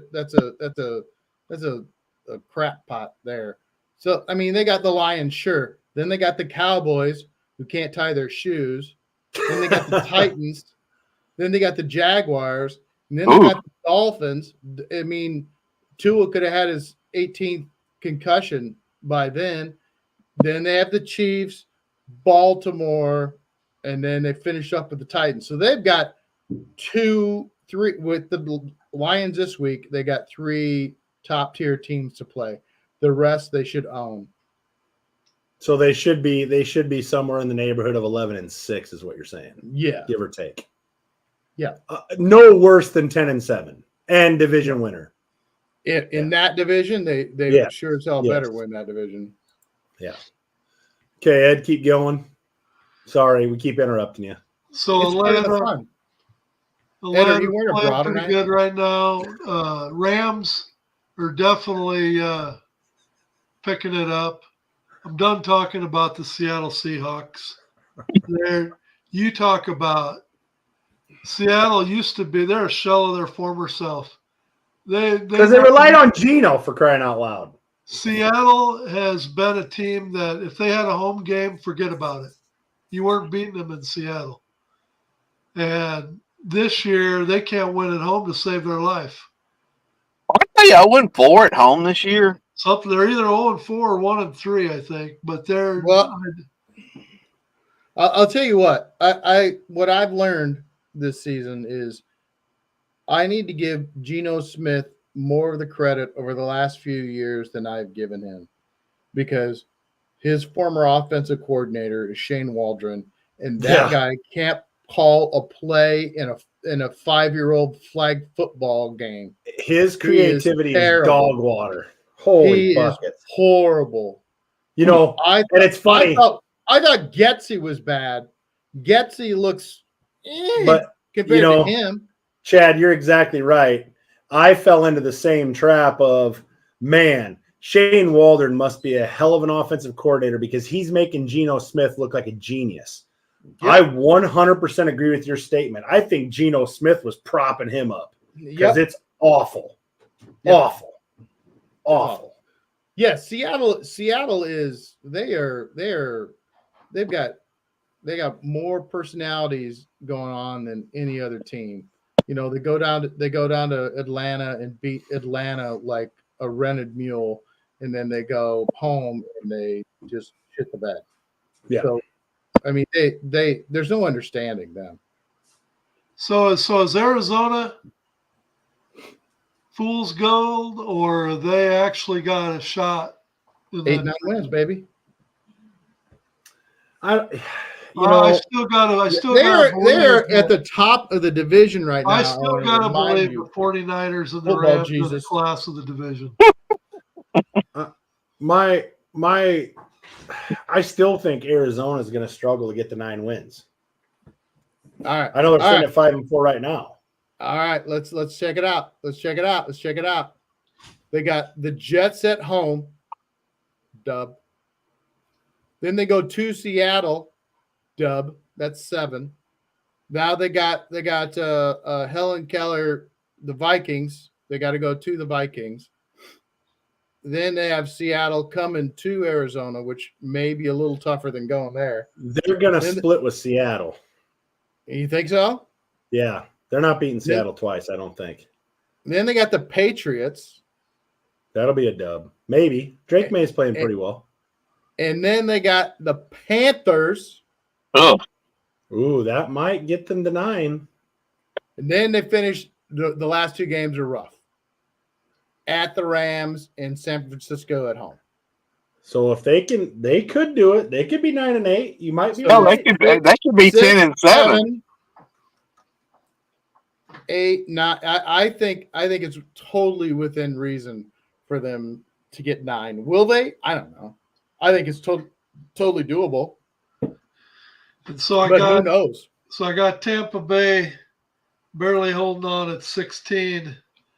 God, Tampa Bay. I feel bad for them. Baker Tampa Mayfield Bay has got a quality team that they just losing their top 2 receivers is just brutal. I have to tip my hat. I've been impressed with what they've been able to do since they lost their receiving core. Oh, 100%. Well, I don't feel sorry for them. They're not trying to get the ball in Trey Palmer's hand. They deserve that. Well, he's the best wide receiver they have left on that team, and they're not getting him the ball. You might be right, but I will tell you, I am going to tip my hat 100% to Baker Mayfield because for all intents and purposes, he has 100% changed his focus around.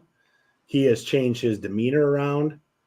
He appears to be way more of a team guy, a team leader. You know, I always felt like when he was in Cleveland, it looked like it was, you know, on Baker Mayfield, right? Well, yeah, this whole thing has humbled him for sure. Yes, I think he has taken that and he has ran with it, and he has become the player that maybe we thought he would be when he first came out of college.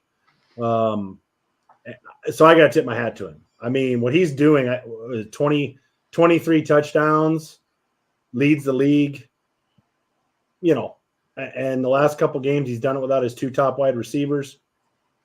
I got to tip my hat to him. I mean, he's really changed things on for himself. Yeah, and Kat says I need to just let you talk, Ed. I'm being mean, so I'm sorry. So Sorry, Kat. Yeah. So where am I wrong? Where You know, are you wrong? I would say this week. I am not a Baltimore believer. I think regular season they got a chance to win the division, all that. Although it wouldn't surprise me if Cincinnati or Pittsburgh win that division. I'm just not a Baltimore believer. I just think when it comes down to it, they are just gonna fumble over themselves and Baltimore not get it done. I'm with Chad. I think Baltimore, if you wanted to pick the list at all, I think Baltimore is too high for the simple fact they dropped a game to Cleveland. And the reason they dropped that game to Cleveland is this is not a Baltimore defense that we are used to seeing. And if the Baltimore defense is not going to show up, I don't know if Baltimore is as big a threat as they were last year or even the year before. They've got to have a defense, and their defense just does not look good. Okay, let me put it this way. Instead of making this a power ranking, who's good right now? If you have to put a list together of who you think is going to win the Super Bowl, where does Baltimore fall on the list? So right now for me, and I'll go first. I would take Kansas City right now. I would take Detroit right now. I would take Philadelphia right now. I would take Washington right now. I would put Baltimore at the bottom of the list because I would take San Francisco right now. I would pick any of these teams. I'd even pick the Chargers. I don't know about the Chargers to even make. There's no way they're not winning the Super Bowl. They're not. I get it, but the Chargers aren't winning the Super Bowl either. So I know they're not. They're right. not. I'm just saying that's how I view it.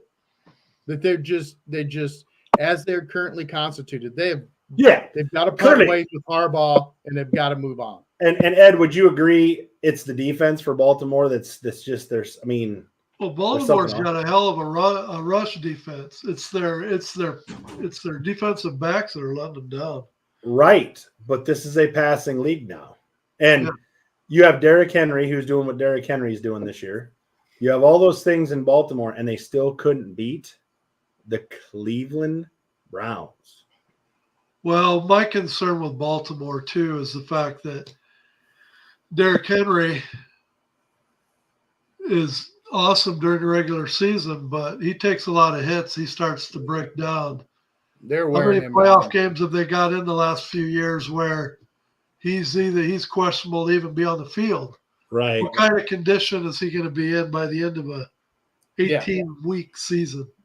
See, and that goes into Harbaugh. They need to part ways because Harbaugh should be having him on a touch count at this point in the season. They need to. I agree. That's unless you're in a game where, you know, let's say the Kansas City game, unless you're in a game that you're in and you really want to go get that game, that's fine. But then I agree with you, Chad. I think they should have him on a touch count. Yeah. He can't sit there and do that week in and week out. That's just stupid. I would agree with you there. And who I mean, can Washington keep this up? You know, I think they can. And I'll tell you why. because they have a really good offensive line. They can run the ball. And their defense, Dan Quinn, I tell you what, when they drafted Daniels, and I think you could insert Drake May in there. I think you'd insert Caleb Williams in there. I think you'd insert a lot of the younger QBs in there. They built that team shockingly quick. And the pieces that they put together there, after all the pieces they gave away last year, I mean, they gave away their defensive line, for instance. Sweat left to the Bears, and who was the other one on the other side? Chase, come on, Brett. Chase Young. Yeah. Chase Young. So they basically took their defensive ends and they shelled it out, but they were able to put together a team, and they are playing together. They may not have huge names, but their defense is playing well, and their offense is the pieces that they have. They may not again be huge names, coaching, but their coaching is getting it done between Quinn on the defense and Lincoln Riley on the offense. I mean, the team is just about what it was last year, but these coaches have the coaching, man, coaching. Yeah. Yeah, it makes a big difference. Something our Bears haven't been able to find since Lovey. Yeah. Since we fired Lovey Smith when he went 10-6. Anyway, I digress. I would have Pittsburgh at 7, and I would have San Francisco lower. That's the only two that really stick out to me. Maybe Baltimore, since a couple spots lower, but I'm telling you, Pittsburgh.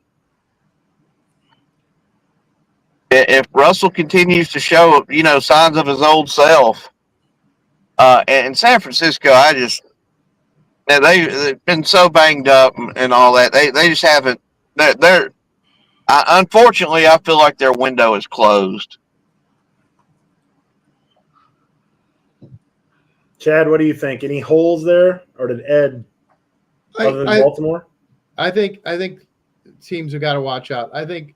The teams I think that are on the come that are coming up, I think LA, the Rams are getting healthy at the right time. Teams should be scared. I think Pittsburgh is surprising some people. I think Buffalo's being steady Eddie. If Philadelphia can keep their head coach from having a mental breakdown every single game on the sidelines, and they got the best offensive line, and they got the best running back in the league, and they just need to keep feeding him the ball. I mean, how they're not doing that, I don't know. They need to be doing it every single game. He needs to touch the ball 25 plus times a game. And they're going to be right there. Fans are getting frustrated as hell in Philadelphia because the head coach just keeps going for 2 all the time. And I think right now, I think the reason that Philadelphia is doing what Philadelphia has been able to do is what they didn't do last year at the end of the season is they're not putting everything on Jalen Hurts because Jalen Hurts cannot do everything. Jalen Hurts to me has established himself as a really, and I know this is oh my God, but he can manage a game, but don't make him be the game. I disagree.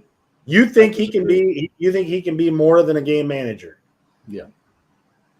No, I think he's special. possible. I think he might be the best leader of any other quarterback in the NFL right now. Leader maybe, but that more counts than a for game a lot. manager. When you get in that huddle, in the Super Bowl, and you've got 2 minutes to drive down the length of the field, and the offensive linemen come into the huddle, and the quarterback says, "Hey, look, down there in the end zone. I think that's John Candy." Cool as a cucumber. Joe Montana. Yeah, what did the Skins give up? Cucumber. What did the Skins give up for Latimer? I'm not sure. Let me look that up.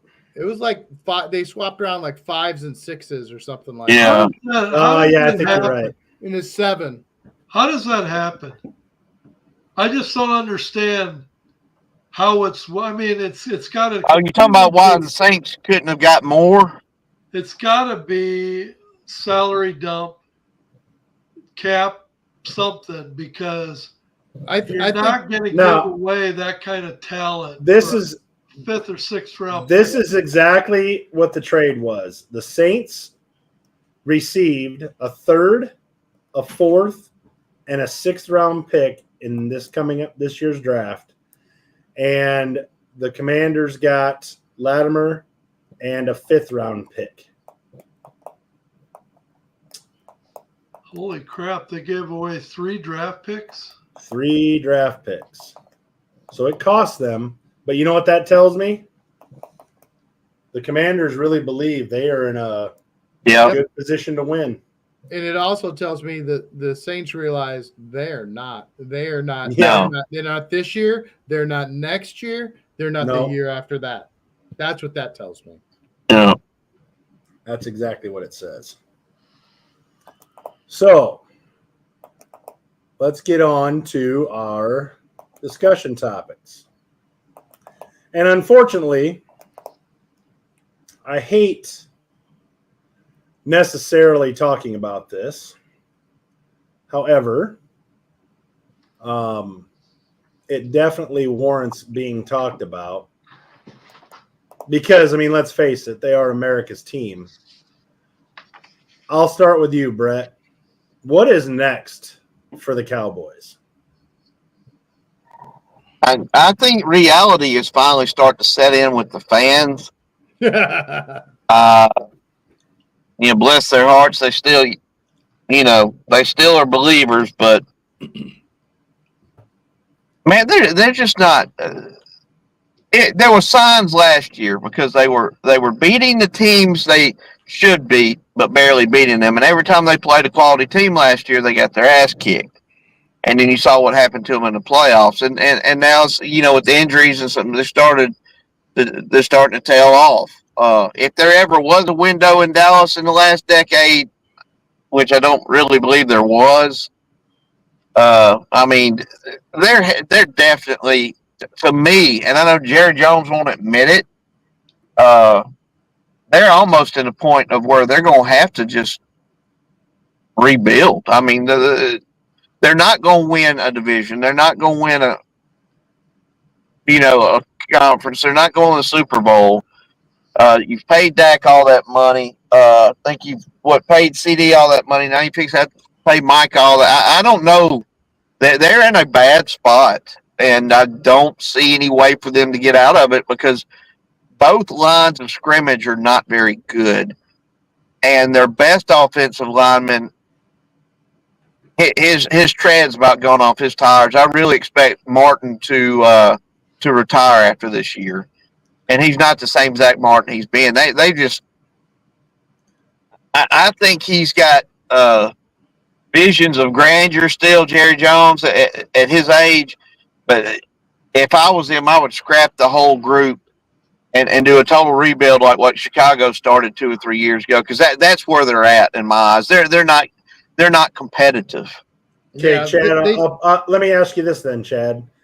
He mentioned Dak's locked up, CD's locked up. Would it make more sense, and this is just a question, would it make more sense for the Cowboys if they truly are in potentially a rebuild situation? Would it make more sense for them, rather than sign Micah, to trade Micah for draft capital? What do you think? Yeah, absolutely. They totally screwed up. They needed to trade him this week at the deadline. They didn't do it. What they should have done is not sign Dak and save that funding for Micah and just let Dak walk at the end of the season. Now you're going to lose this generational talent that Micah is. He's a freak of nature. He's incredible. And they can't re-sign him, Brett. They can't. Otherwise, they're gonna have a 40-man roster because they're not gonna have enough money to pay everybody else. Yeah. So they can't sign him. They didn't need to pay him. They didn't need to pay Dak. They could have waited until after the season. That's what we're saying. Yeah. Well, I would have let him walk. I'd have let him walk. He's not a 60 or a 50 or a 40 or maybe a $30 million quarterback in today's money. But what? Who else was going to give him $60 million or whatever he ended up Nobody. getting paid? Nobody. To not trade Micah when you had the chance to possibly, and maybe I don't know if is his fourth year, or does he have a fifth year that they can extra, or did they already option that? What's his situation? Do we know? No, they've got to pay him big money after this year. He's 5 years. This year. This is the end of his fifth year. CD is the one that had one more year left. Okay, so yeah, now they've lost him. If they're not going to have the rights to try and trade him, I mean, they franchise him, but then what are you going to do? You got to come up with all that money for 1 year, and you're just going to make him mad.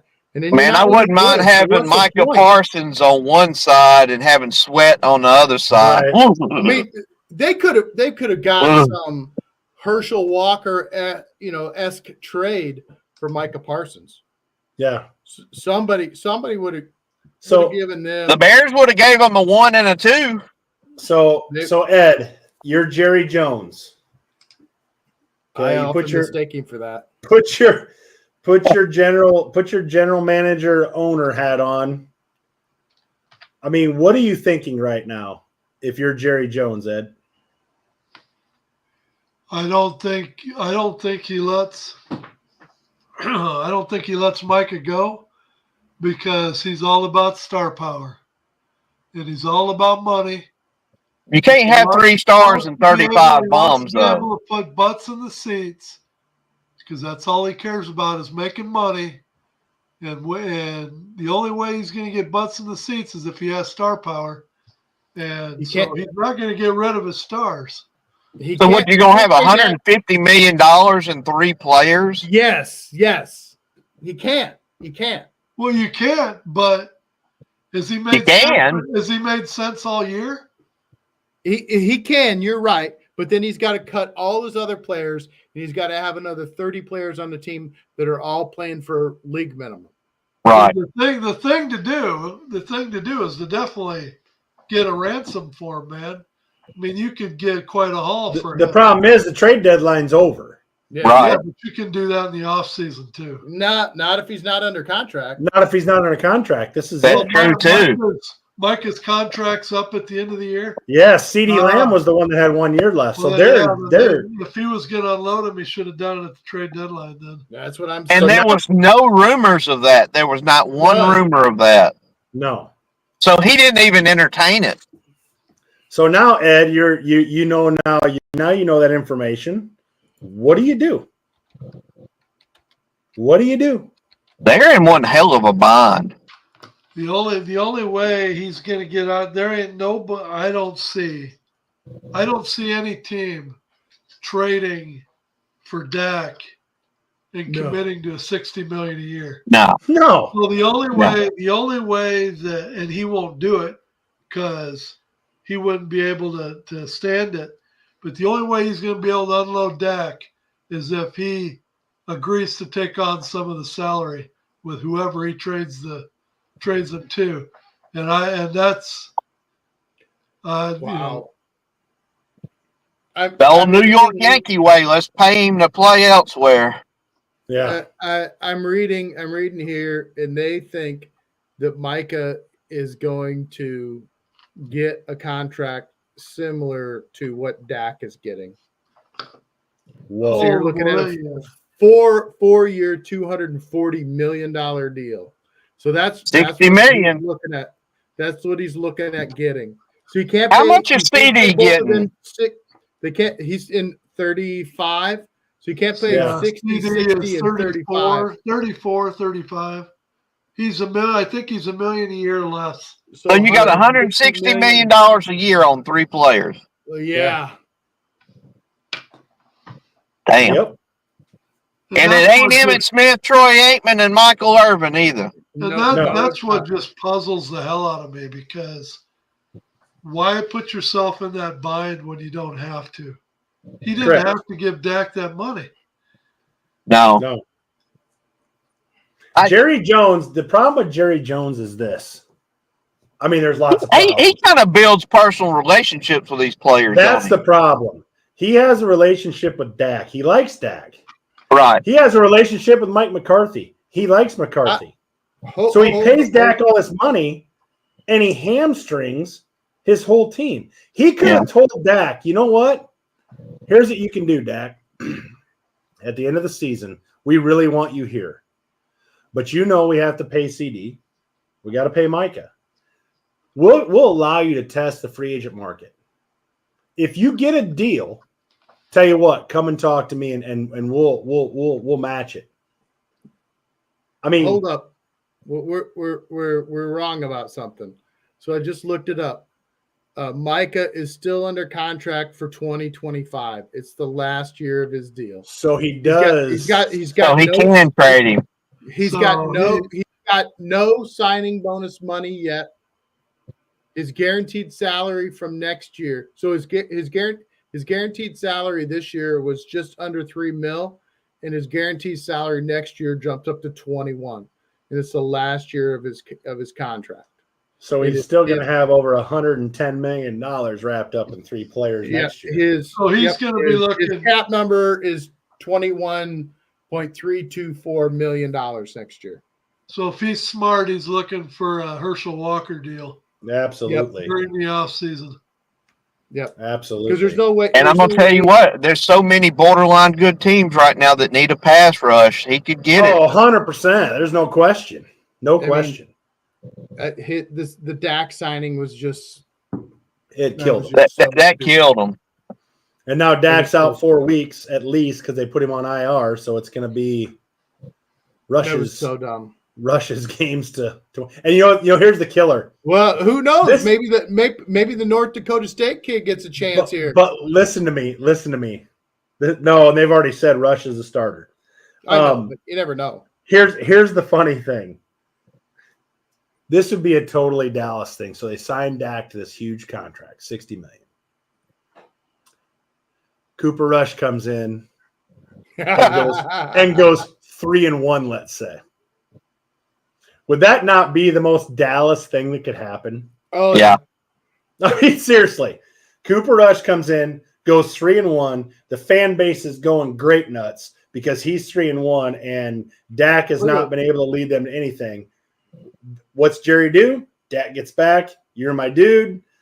They Dak it up. Wouldn't that be just the most Dallas thing that could happen? Hey, is Cooper the Rush most poetic thing about the weekend is when all the networks, every one of them, read Dak's lips on the sidelines when he's told his teammate, "We effing suck." I mean, yeah. So let's have one more topic, and then we're gonna have to get to picks. Okay. We're not gonna run way over this time. We're gonna try let's do the one that I mentioned before. Are we buying the Chiefs at 8-0, Chad? Well, let's just say Super Bowl. Let's just say Super Bowl. Are we buying an 8-0 Chiefs team right now as the favorite to go to the Super Bowl? Yes. Okay. Yes. Right. In the AFC. Oh, good. In the AFC, I don't see anybody else. yeah. Okay, I mean, there's some look out for Pittsburgh and Buffalo and Baltimore. I know y'all not big on Baltimore. I get that, but Kansas City's, man, that they have the it factor. They've got the best head coach, in my opinion, which calls the plays. Then you got the best defensive coordinator.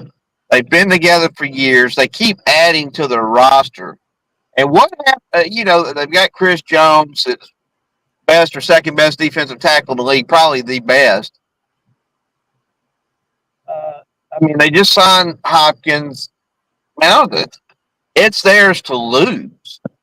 Yeah. Now, any team can have a 3 or 4 turnover game, and the other team can play lights out. But barring Mahomes getting injured, yes. Yes. Ed, what do you think? Are we buying the Chiefs? What did I say last week about Hopkins? And he has his first game with the Chiefs. Looks what happens. I mean, they don't need him to go for 150 yards every week. They just need him to make the plays. And you can tell just on the slants, he ran a slant for a touchdown the other night, and you can just tell him and Mahomes are already on the same page. Well, because Hopkins is the new shiny toy, right? I mean, he is. Yeah. Hopkins is still good. Yeah. He may not Yeah, have as much tread on the tires as he did when he's still good. They need to play. And what does it do? Now they have to start paying attention to Hopkins. Now Travis Kelce becomes more valuable again because they can't double team Travis and take him out of the game. So I was watching the game the other night, and does Kelce just look really old on the field? He looks tired. You know what he reminds me of? He kind of looks like his mind wanders now. Well, he reminds me of the dude from North Dallas 40. Yeah, well, does he not? Old movie reference. You're exactly right. Yeah, but the guy from North Dallas 40 with a more hip haircut. Yes, yeah. But he reminds me of when Gronk came back to Tampa Bay. He gets on the field and everybody's like, "Oh, Brady to Gronk, here we go." And Gronk looked slow. Now, it doesn't mean he's not effective yet or anything like that. Right. But, man, when Kelce catches the ball and he turns to run now, it's like he's going to get run down by a defensive lineman. Like, it looks different. So, while I believe Hopkins has done what Ed has said, he's opened Kelce up now. Because I don't think teams look at Kelce like maybe they did even 2 years ago. Yeah. Is Hopkins going to be enough? Well, keep this in mind. Rashee Rice was a non-factor for the first 8 weeks of the season. And then week 9 comes along and Big Red has decided, hey, we're going to start throwing this kid the ball. I think he's got a hold of the offense. So Xavier Worthy, the fastest guy that's ever played in the NFL. It's week 9. It's time for him to start getting cut loose and get the ball more and see what that electric kid can do. I agree. Because if you add him to the offense, that gets real scary. I mean, him in space.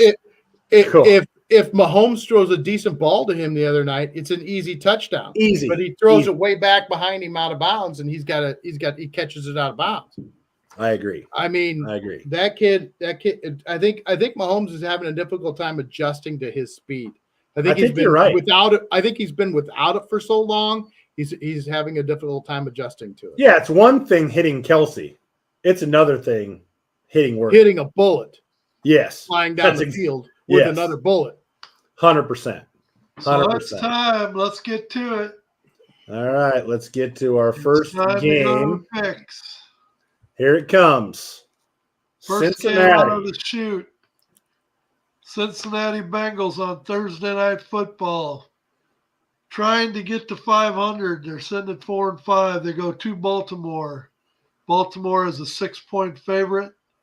Currently 6-3. Who wants to go first? Eric? So I've kicked this game around simply because, well, I know this is a tough one.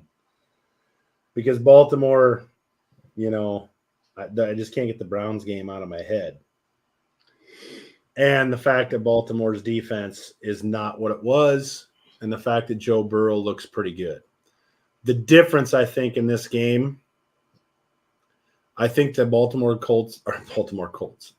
Ravens are going to bounce back because I think the real Achilles heel is the Bengals defense. I want to take the Bengals in this game, but I'm going to give Baltimore the benefit of the doubt at home. So give me Baltimore. If you had just look at what Kat had down there, she told you who to take. Thanks, Kat. We could have saved 5 minutes. Go ahead. Blah, blah, blah. Baltimore, King Henry, Cincinnati's defense or lack thereof. Yeah. Chad. Give me the Bengals. Oh, there's our opening because I'm taking Baltimore. That's okay. You guys have Brett. Yeah, you're right. Makes me nervous. Sorry. Next game. Let me change my pick to Cincinnati. Hey. Yeah. We'll No, allow I'm you to going do with that. Baltimore. We'll allow you to do that. All right, next game. Buffalo, 4.5-point favorites at 7-2. Traveling to Indianapolis, who is 4-5, coming off a loss. Sunday Give night me- loss to Minnesota. Give me Buffalo. Yep. Give me the Bills. Isn't this such a Buffalo game to lose, though? These are the games they lose. Give me the Bills. Jeez.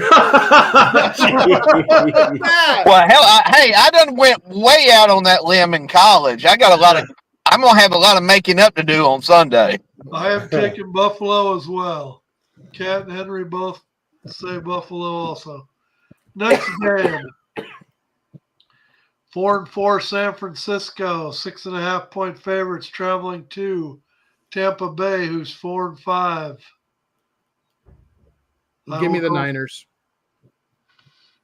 I am taking the Niners as well. I am too. San Fran. Next game. Pittsburgh, 6-2, traveling to Washington, who's 2.5-point favorites at home. They are currently 7-2. Chad? Chad. Give me the Redskins. Brett? I can't pick last on this one. Yeah, all right, Ed, go ahead. I will take Washington as well. I am taking Washington. Brett? Give me Pittsburgh. Yeah, you love you some Steelers. It's Steelers. Henry and Kat both take Washington. So, Brett, you're on an island all by yourself. I'm used to it.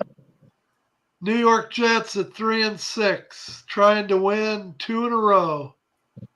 Traveling to Arizona. Arizona is 5-4, leading You the got NFC that. West and are 1-point favorites. Who you got, Ed? Oh, God. I'm going to, just when you're ready to believe in Arizona, I think they're going to lay an egg. I'm taking the Jets. Chad has Arizona. We know that. Yep. Give me my cards. Who you got, Brett? The Jets have hurt me almost as much this year as the damn Chiefs.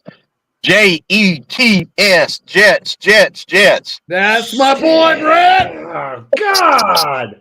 Yeah, my boy, Blue. Why would you do that?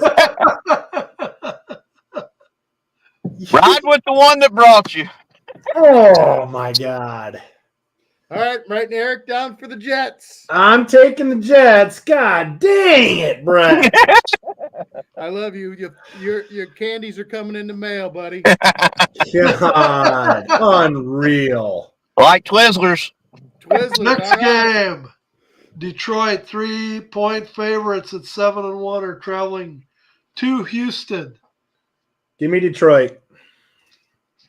The Lions. Too good. Could be a good game. I'm taking Detroit as well. Chad? You know what? Give me Houston. Ooh. Hmm. To make up for that Arizona Jets game there. No, I'm Brett scared. No, Eric, we're screwed on that one. Yeah, you're probably right. Kat is with you, Chad. She took Houston as well. You and me, Cat. Let's ride. Henry took Detroit with the three of us that are going to be right. Last game of the week. Miami is 2-6. I'm still trying to figure out why they're only 2.5-point underdogs to the LA Rams, who is at 4-4 and have momentum on their side. Give me my boy Tua. Just Whoa. kidding. Rams with the Oh, W. Jesus. Brett, I have the Rams as well. Rams. You're Me too. you're taking the Rams, Brett? Yes. Yeah, Yes, I'm sir. Rams. That's Chad's a got the long way to Rams. travel. About you, Ed? I'm taking the Rams as well. All right, it's a sweep there.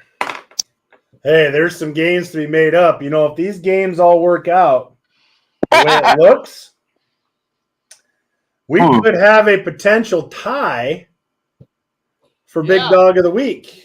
Yeah, You could be tied with me in last place too. Yeah, you're counting on. I'd have to go Brett getting over to be right. tied with you, Brett. Henry can't make it a clean sweep for the Rams. All right. Well, I think that wraps things up for another week. A lot livelier than I thought it was going to be when it started after all the political non-sleep that I've had for the last Yeah, week or so. you were sleeping baby at the beginning. Oh, Why does hammered. why does it seem like the week is? I mean, this has been a long week, and we're only on Wednesday. Yeah. Well, because of all the stress that politics inadvertently puts on people. I mean, realistically. And having said that, we'll see you again next week. We're not talking politics. And that's the bottom line.